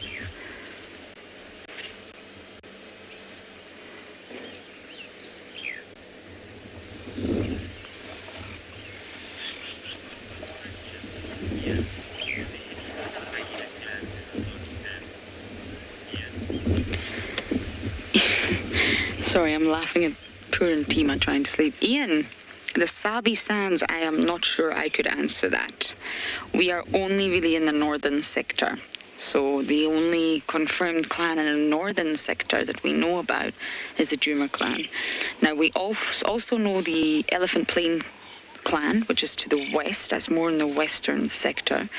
And I personally believe there's definitely a clan sort of up in the Manguleti boundary area. There'll definitely be individuals coming in from the KMP side, the Kruger side, but in the entire Sabi Sands, I could not answer. I know that Londolozi follow a clan. I don't actually know its name, but there'll definitely be other hyena clans, but the only one that really we follow here at this side is the Djuma clan. We don't have traverse on Elephant Plains, so we see individuals, we recognize individuals, but we don't have access to this sort of communal den to sit and watch the clan dynamics like we do here.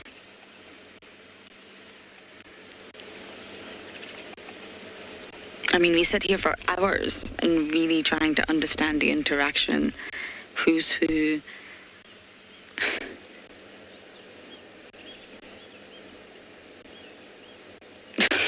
This little one better be careful.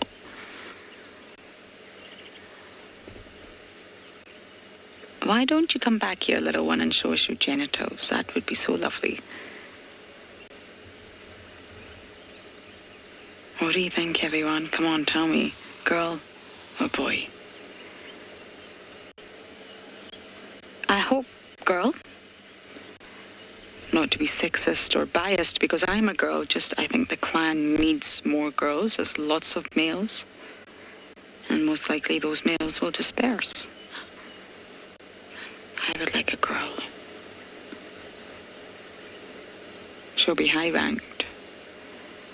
Ribbon, of course, has 2 boys.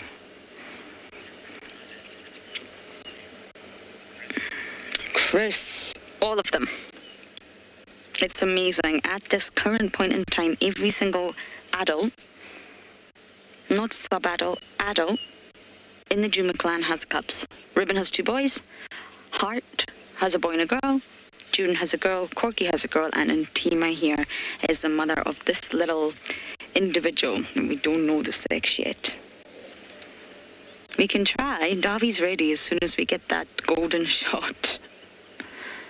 We can try and have a little look, but it's very early days. So every single adult female has a cub. Or 2. Isn't that incredible? The clan is thriving. Considering they went through so much, it's really thriving.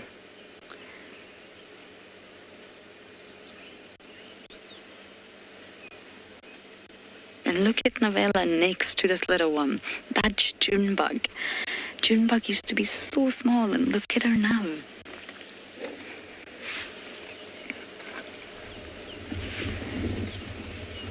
They grow very quickly. But it's quite a slow sort of cub life, if you like. It takes them a long time to reach sexual maturity, and then it takes even longer to get ready to have your own cubs, have your own offspring. It's really, that's probably why the survival rate will be lower. It's a long lactation period.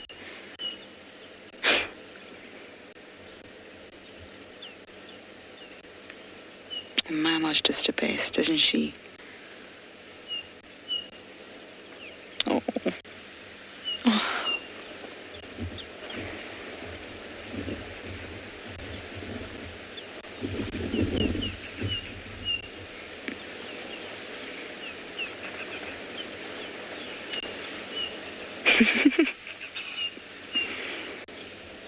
Oh, no, that's too cute.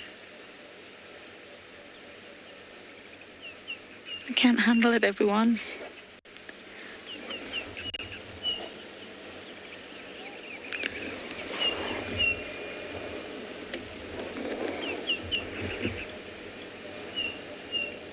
Look at the nails. You can see the nails already. Hyenas don't have retractable or protractable claws at all. It's just like a domestic dog. Oh, the nails are out. And they keep their nails nice and trim just by walking on the rough terrain, running, just like a dog, really. Although sometimes we do have to cut our dog's nails, but you will always see the sort of claws in the track of a hyena. That's immediately how you know it's a hyena.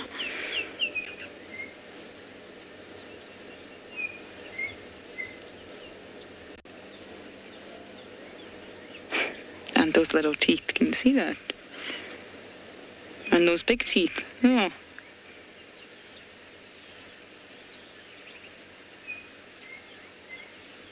Well, for all the days we spent waiting on a glimpse of this little cub, I think it's safe to say now that there's no more hiding. There'll be nothing keeping this little cub in the den now. We've reached that point.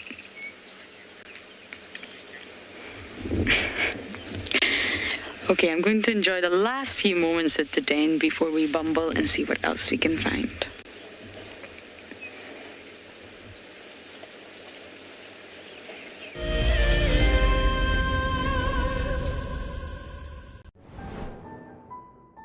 It is fantastic seeing you all again. Those who haven't met me, my name is Dylan, in what is undoubtedly a very, very, very green Kalahari from what we were looking at a couple of months ago. We will be doing our very first fireside chat for Wild Earth. So if you can join us on the 13th at about 7:30 after game drive, it would be an absolute pleasure. We'll see you there. Sign up to become an explorer and join them by the fire straight after the sunset safari. The reason why we see that wildebeest by himself is because he's a male, or a bull, as we typically would call him. And what he does is that he marks and defends an area. Essentially, he is looking for the ultimate piece of land or prime property. Needs to have good grazing, needs to have a water source close by. And not too far away from here, there's a sickle bush thicket that would provide just enough shelter from the wind and the rain. My name is Lauren, and I'm currently working in Djuma Private Game Reserve here in South Africa. I love answering your questions during the live safaris. It's my favorite part. It feels like you're on the vehicle with me, and I'm able to teach you exactly what you want to know. If you want to ask a question on Wild Earth, then you need to register on our website. Once registered, you must go to the live safari page and ask your question below the live feed. The croc is still holding another one there. It's holding from the hindquarters. I would really want. The wildebeest cross is trying. The croc is holding the tail. It's holding tight. Oh no. Goodness me. Lucky wildebeest. You have another day to live. Expect the unexpected here on Wild Earth daily. There's a grounding earthiness to this place that we feel in our ancestors. It's a place where, believe it or not, we evolved as a human species, and anyone who's come to Africa will understand that. The connectivity that the continent has to the person and to people's souls is next level. I'm thoroughly looking forward to taking you on your next adventure when we explore all the small and big things. Catch up with the guides daily here on Wild Earth.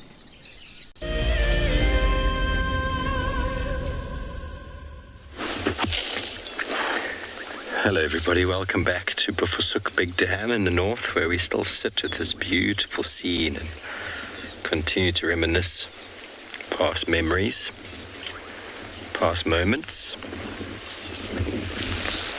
Those of you who might be new to the show might be unsure of who it was I was talking about before. Hukumuri was a male leopard, estimated apparently to be about 9 years old at the time of his passing. He arrived on Djuma about 3 years ago. Amid all sorts of panic and drama, Tingana, the dominant male leopard, was going through a little bit of a physical health crisis.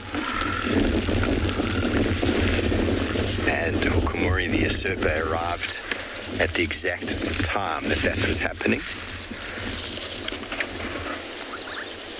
Going through a TV show at the time, which made it very dramatic.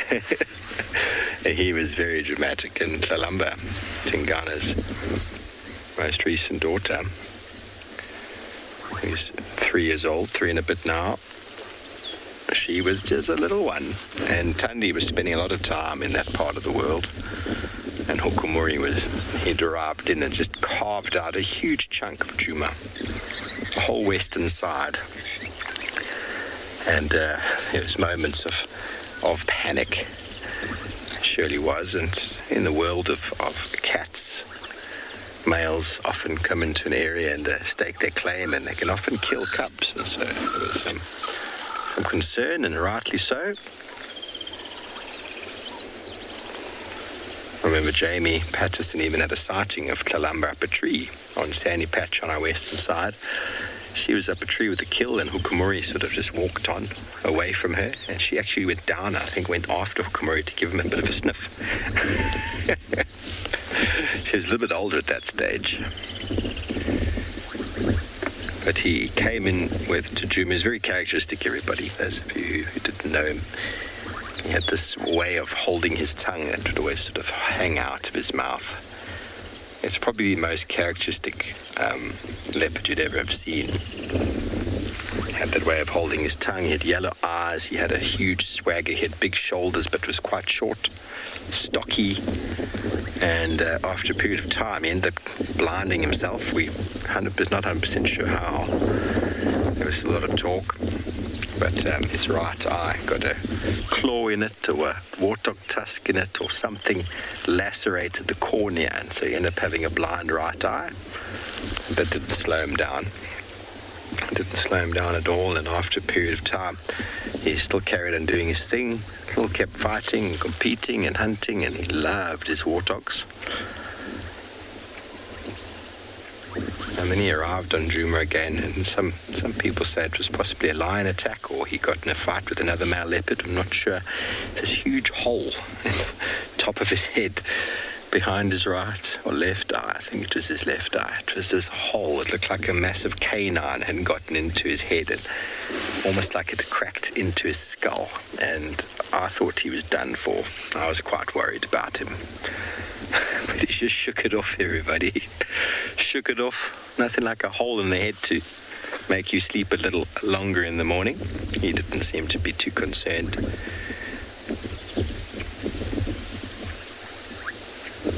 Very relaxed cat. We encountered him quite a few times on foot. Many times a vehicle. And his memory will live on for a long time. He goes into the records of the greats, Mvula Anderson, who's also a very popular male leopard who disappeared a little while ago. We don't know where. Leopards have a tendency of doing that as well, of being there and suddenly not. If you haven't seen that article, African Geographic, you should go have a little read. You can see James Hendry, obviously, and Jamie Patterson, who worked here. Both know him extremely well, and they're both extremely good writers, so beautifully puts the whole story into perspective, so there's no point in me even trying to repeat it now. It's all there, interviews done, investigations done. End of the day, just one of those things. Territories shrink. Individuals might get a little bit pressured, might find themselves a little bit weak condition or some sort of underlying issue perhaps. There was mention of a damaged canine which was possibly causing him a lot of pain.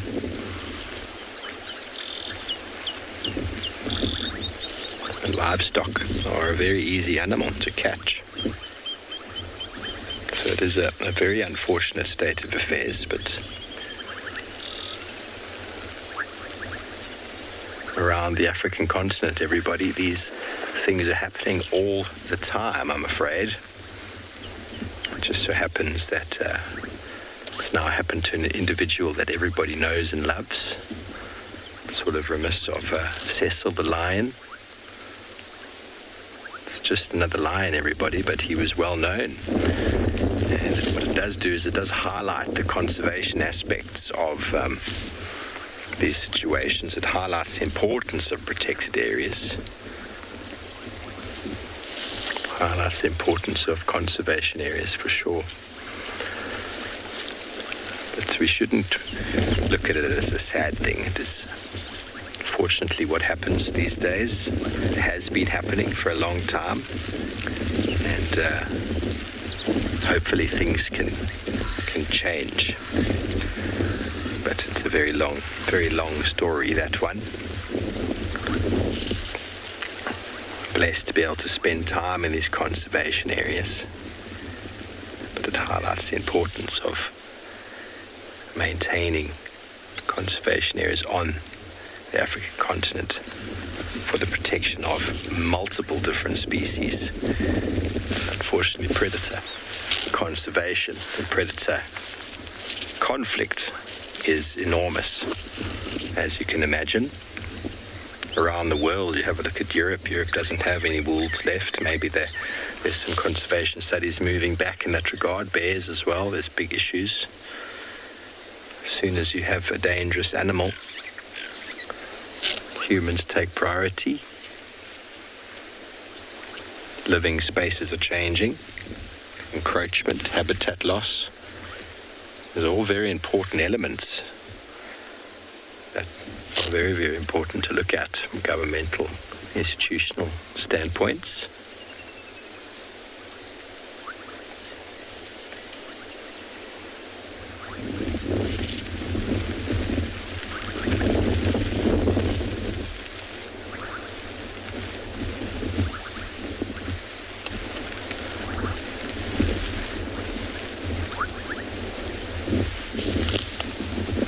we're going to move off from here and go find ourselves a nice dry spot as the rain is falling, and I think Lauren is still thoroughly enjoying her hyenas.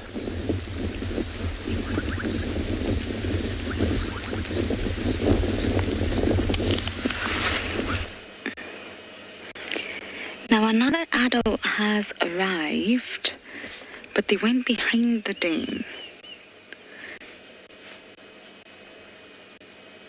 Actually, Davia, I'm not sure. Are you able to head over that way? I've lost sight of which body is whose over there. I know Ntima went over there to sleep. Heart went, yep, I think that's Heart. You can see the notch missing. So the other adult, I know who it is. It's Comet. It's Comet. It's a male. So there you go, in answer to your question earlier about the males. Comet seems to be very in with the ladies, shall we say. Very relaxed. The cubs are relaxed around him. He just had a sniff of Ntima, and she didn't flinch. I wonder where June went. We saw her, and she's not returned. Is she avoiding, or is she just not finished having a little snooze? Navella's definitely waiting on her.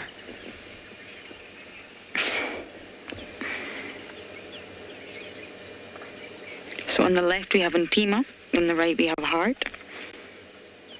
At the back we have Comet, and that's Braveheart wandering between them.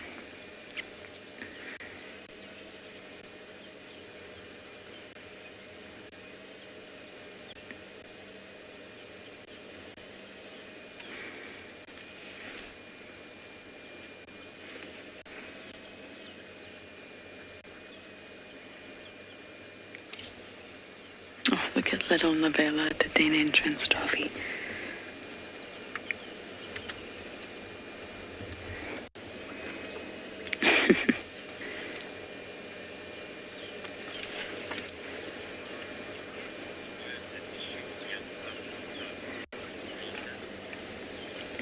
I sometimes feel sorry for the cubs whose mothers are not around. I don't know why it's silly to feel like that, because of course their mothers will come around.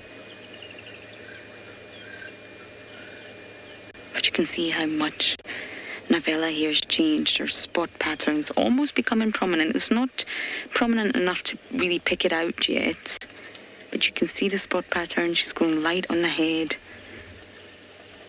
Maybe you can pick it out, actually. You can probably pick out a few patterns.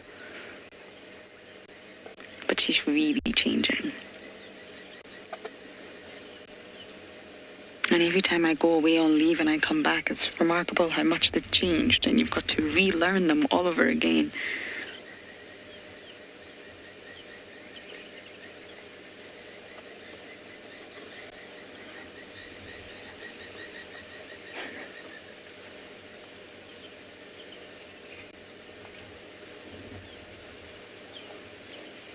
I think we are in for a storm tonight, though.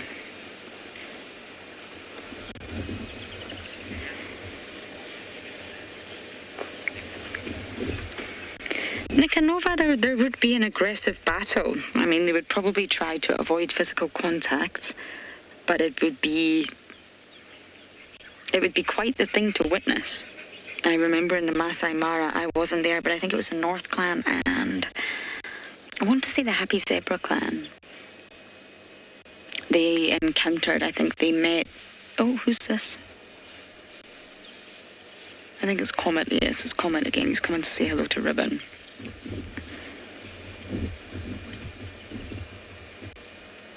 Or no, he's just anal pasting his way across the den. There you go, territories. But yes, it would be aggressive. There's footage of that online, two clans meeting. Every member of the own clan will stick together, tails up, and get ready. It could result in battle, absolutely.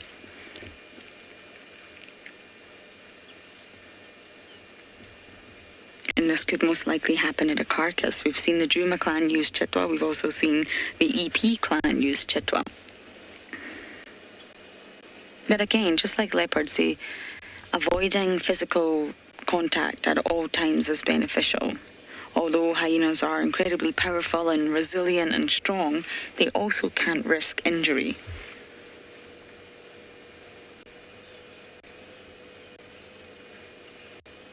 I've actually got to know Comet over time, and he's very charming.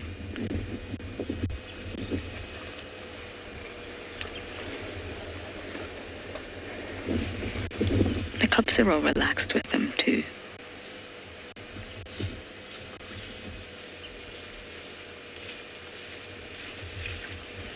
Hello, Comet. Did you just come here to anal paste and then leave?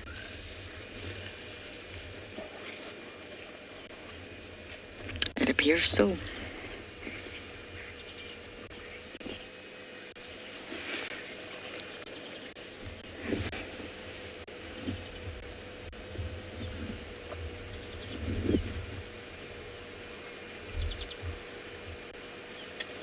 This is going to sound very disturbing to some of you, and it's not meant to, but I've always wondered what that substance smells like. Davi's making a face. Do you not wonder that, Davi? No. I'm a little bit sensitive to smells, and I always wonder what it smells like. I mean, it obviously contains their unique chemical signature, so all the hyenas understand this is their territory. They do anal paste around dens. And this is what Navella's doing now. She's trying to anal paste, but she's too young.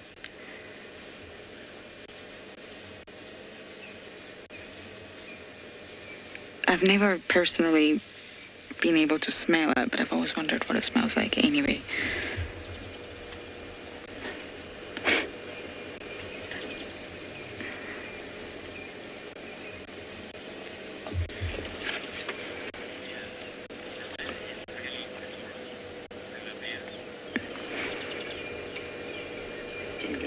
We didn't get that name, Jared, but yes, Navella is so adorable. Really. Runavia? Runavia, yes. It was Sulabia. Sulabia. I think so. Oh, we've got two different interpretations there.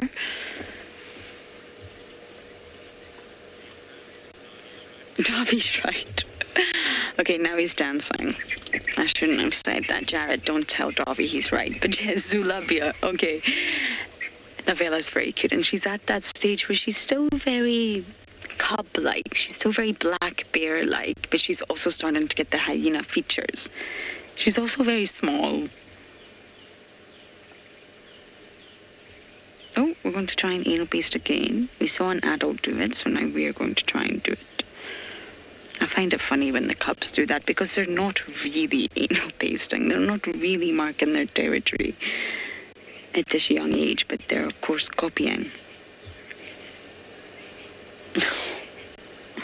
You know your mummy's there somewhere, don't you? I wish June would also come to the den. That would be really interesting. We've got Ribbon here, we've got Intima here, and we've got Heart. And I wish June would just come, but for some reason she didn't.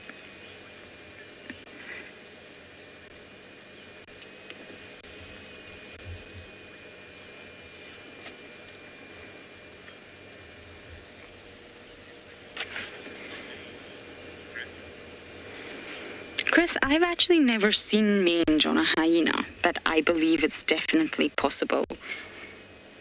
I've never just personally sort of seen it. I'm sure the internet will have some wonderful examples if you were to Google it.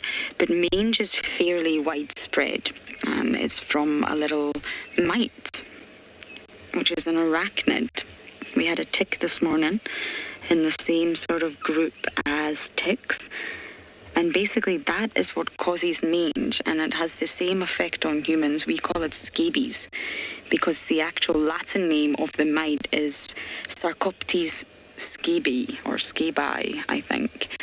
And it's a highly contagious skin disease, mange itself. And what happens is that the mites will actually embed themselves into the skin or the hair follicles of the animal, depending on their genus. and they burrow under the skin. This will produce a lesion which can result in infection. And the infection will spread quite rapidly so, and this is because the animal will be scratching. So it's itchy, the animal will scratch, spread the infection, and over time the animal in question will begin to lose hair, and that's why we see patches and scarring of hair loss. From then, the animal can become really dehydrated, even develop hypothermia, believe it or not, from hair loss, starve, and sometimes die. So if it's really severe, mange can kill. And the hair loss itself is not really from mange, it's actually from an allergic reaction due to the mite. If that makes sense, that's what's happening with the hair loss. And overall, the immune system will be really suppressed. I believe the most current up-to-date stats for mange is that it's been reported in 10 different orders. Remember, you break animals down into different groups, so 10 different orders, 27 different families, and 104 species, as far as I can remember. And this is from domesticated livestock to wild mammals. So I believe that hyenas definitely could get mange. I've just never personally seen it.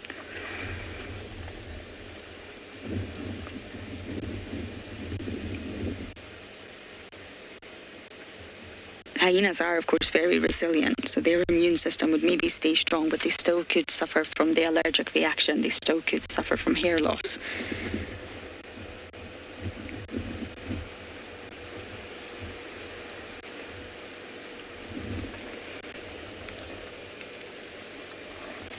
And as we all know, once infection spreads, it's very dangerous. That's what's been wrong with me in my speech the past little while. My wisdom tooth is infected. But do not worry, everyone, it's coming out very soon and I cannot wait. It means a lot of my wisdom will leave me, but I think we'll survive. Davi's happy. I won't always be right anymore. My wise old teeth will be gone. But in all seriousness, it's the infection itself that's dangerous to the animal, not necessarily the mite, if that makes sense.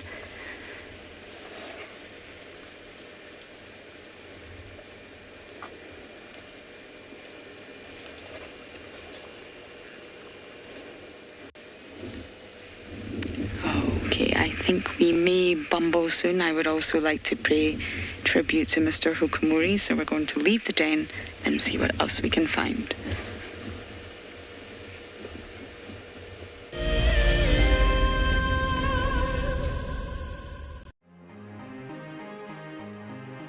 Hi, I'm Sue. I'm from South Africa and I'm the incredibly lucky winner of the Tswalu competition. Tswalu has so much to offer, but we're really looking forward to the game viewing options, as going out with a personal guide who has so much knowledge will just be exceptional. Motsi Lodge looks absolutely amazing and we're so looking forward to spending time there. It really is out of this world. I only registered as an explorer towards the end of January, so when the email arrived stating that I was the winner, it took me totally by surprise. I'd just like to thank Wild Earth and Tswalu for this most incredible prize. It really is a dream come true. Wild Earth Explorers, it's in your nature.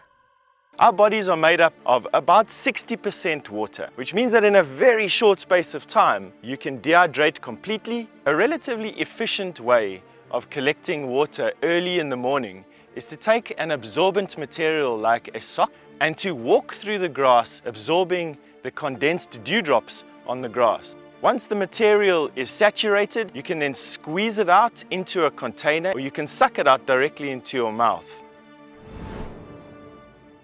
My name is Steve, and one of my favorite things at Wild Earth is getting questions from you. The type of questions that I really like are those ones that really help us to unpack and understand and really integrate the ecological knowledge and fully appreciate the importance that animals such as these Cape buffalo bring to the ecosystem.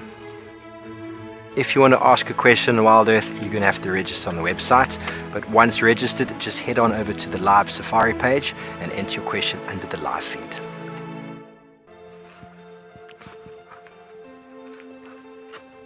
Hello, Mama. Just checking us out, everybody. There's no aggression here. Very relaxed. A herd of elephants moving around your car like that is truly, truly magical. Tune into Wild Earth every single day. It's in your nature.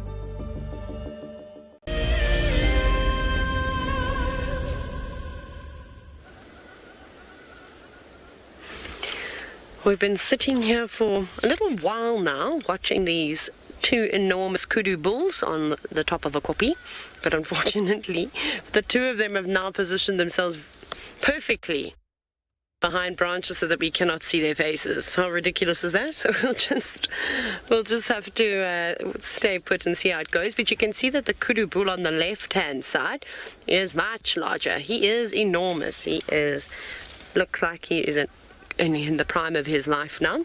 He's got lots of muscle. You can see the size of his neck in comparison to the kudu on the right hand side is far superior, and also his horns are much thicker.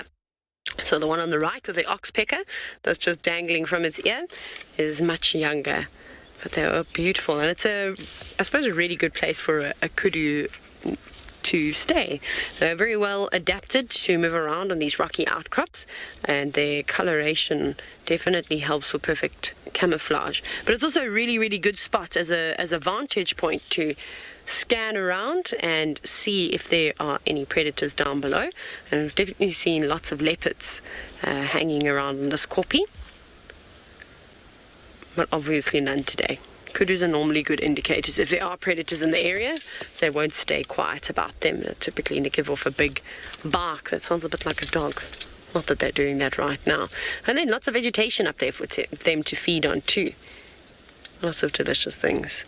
But I almost didn't see them as I drove past, and then one moved its head, and as it moved its head I saw the movement of the horns. But if it wasn't for that, I probably would have missed them. But not much else going on. But it's a very eerie sort of day on safari. Like I said, it's gloomy, as I'm sure you've seen. It's probably quite similar at Djuma. It's a bit chilly now. The wind is blowing a fair amount. It's not the greatest weather. But I think what we'll do is we'll actually head to some of the open plains and see if the general game hasn't moved around there. This is also nice, I suppose, for the kudu. It's actually quite sheltered. You can see, even though they are high up, they're not sort of really exposed to the elements, to the wind. Lots of dense vegetation around them. He's now looking off into the distance, and I think he might be able to see towards HQ Pan. He's intently focused on something, so they've got great eyesight as well. Using those ears really well too. Might also be able to hear the hardy-dars in the distance. I think we'll maybe also head around to HQ Pan and just have a check and see if anyone has come around to drink. But it's so difficult to try and pinpoint where to find the predators with all the water around at the moment. Many opportunities for them to drink out of puddles rather than having to go to designated water sources. But I was hoping if we've been sitting with this kudu for maybe 10 minutes now, well, the two of them, that if there was anything in the area, they would let us know. But if there is, the predators are doing a good job at hiding away. I suppose it's not a difficult thing. But look at him, he's massive. Just licking his nostrils at the moment. Now you can really see the muscles on his back and on his shoulders. If an antelope does break its horns, unfortunately they're not going to grow back. They're going to be damaged, which is obviously not ideal for them. But they don't very often break their horns. You typically see impala out of all the antelope species that we see in this area with broken horns. With kudu, you don't often see a broken horn, but what you can see, and it's actually quite tragic, is that when kudu bulls fight, you can see they've got these beautiful spiraled horns.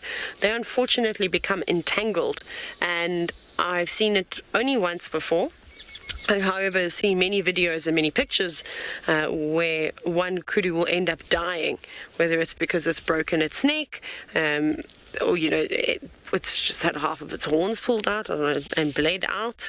But anyways, actually Mike has got an interesting story, and you should definitely ask him about it when he's on drive again, about some kudu at one of the other eco-training camps where they came across a kudu bull, and he was basically attached to another kudu that was dead, and they'd been in a fight, so he was sort of trapped there. They're really big antelope species, so it's not like a kudu can walk and drag the dead one around.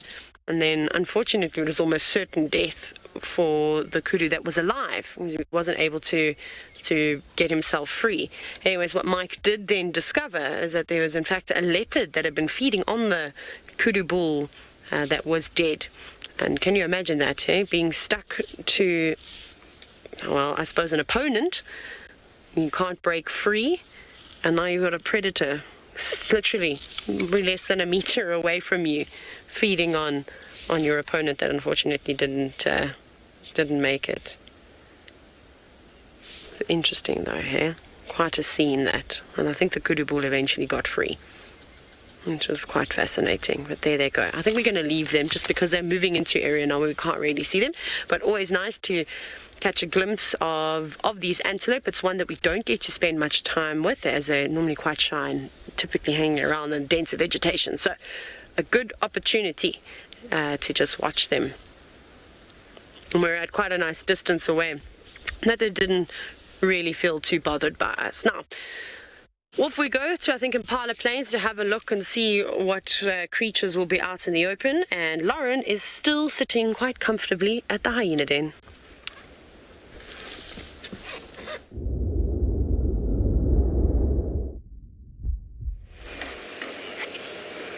Now, we decided to stay at the den. The rain is starting, and at least we're dry here. We don't have to go home. We can just enjoy watching all of the enuts. Now, there's something important that I wanted to do today, and I wanted to wait because we're at the den right now, but I think with this weather, it's important to do it now. Hukamuri meant a lot to everyone, so I would like to just take a minute, all of us, just watch the weather, watch the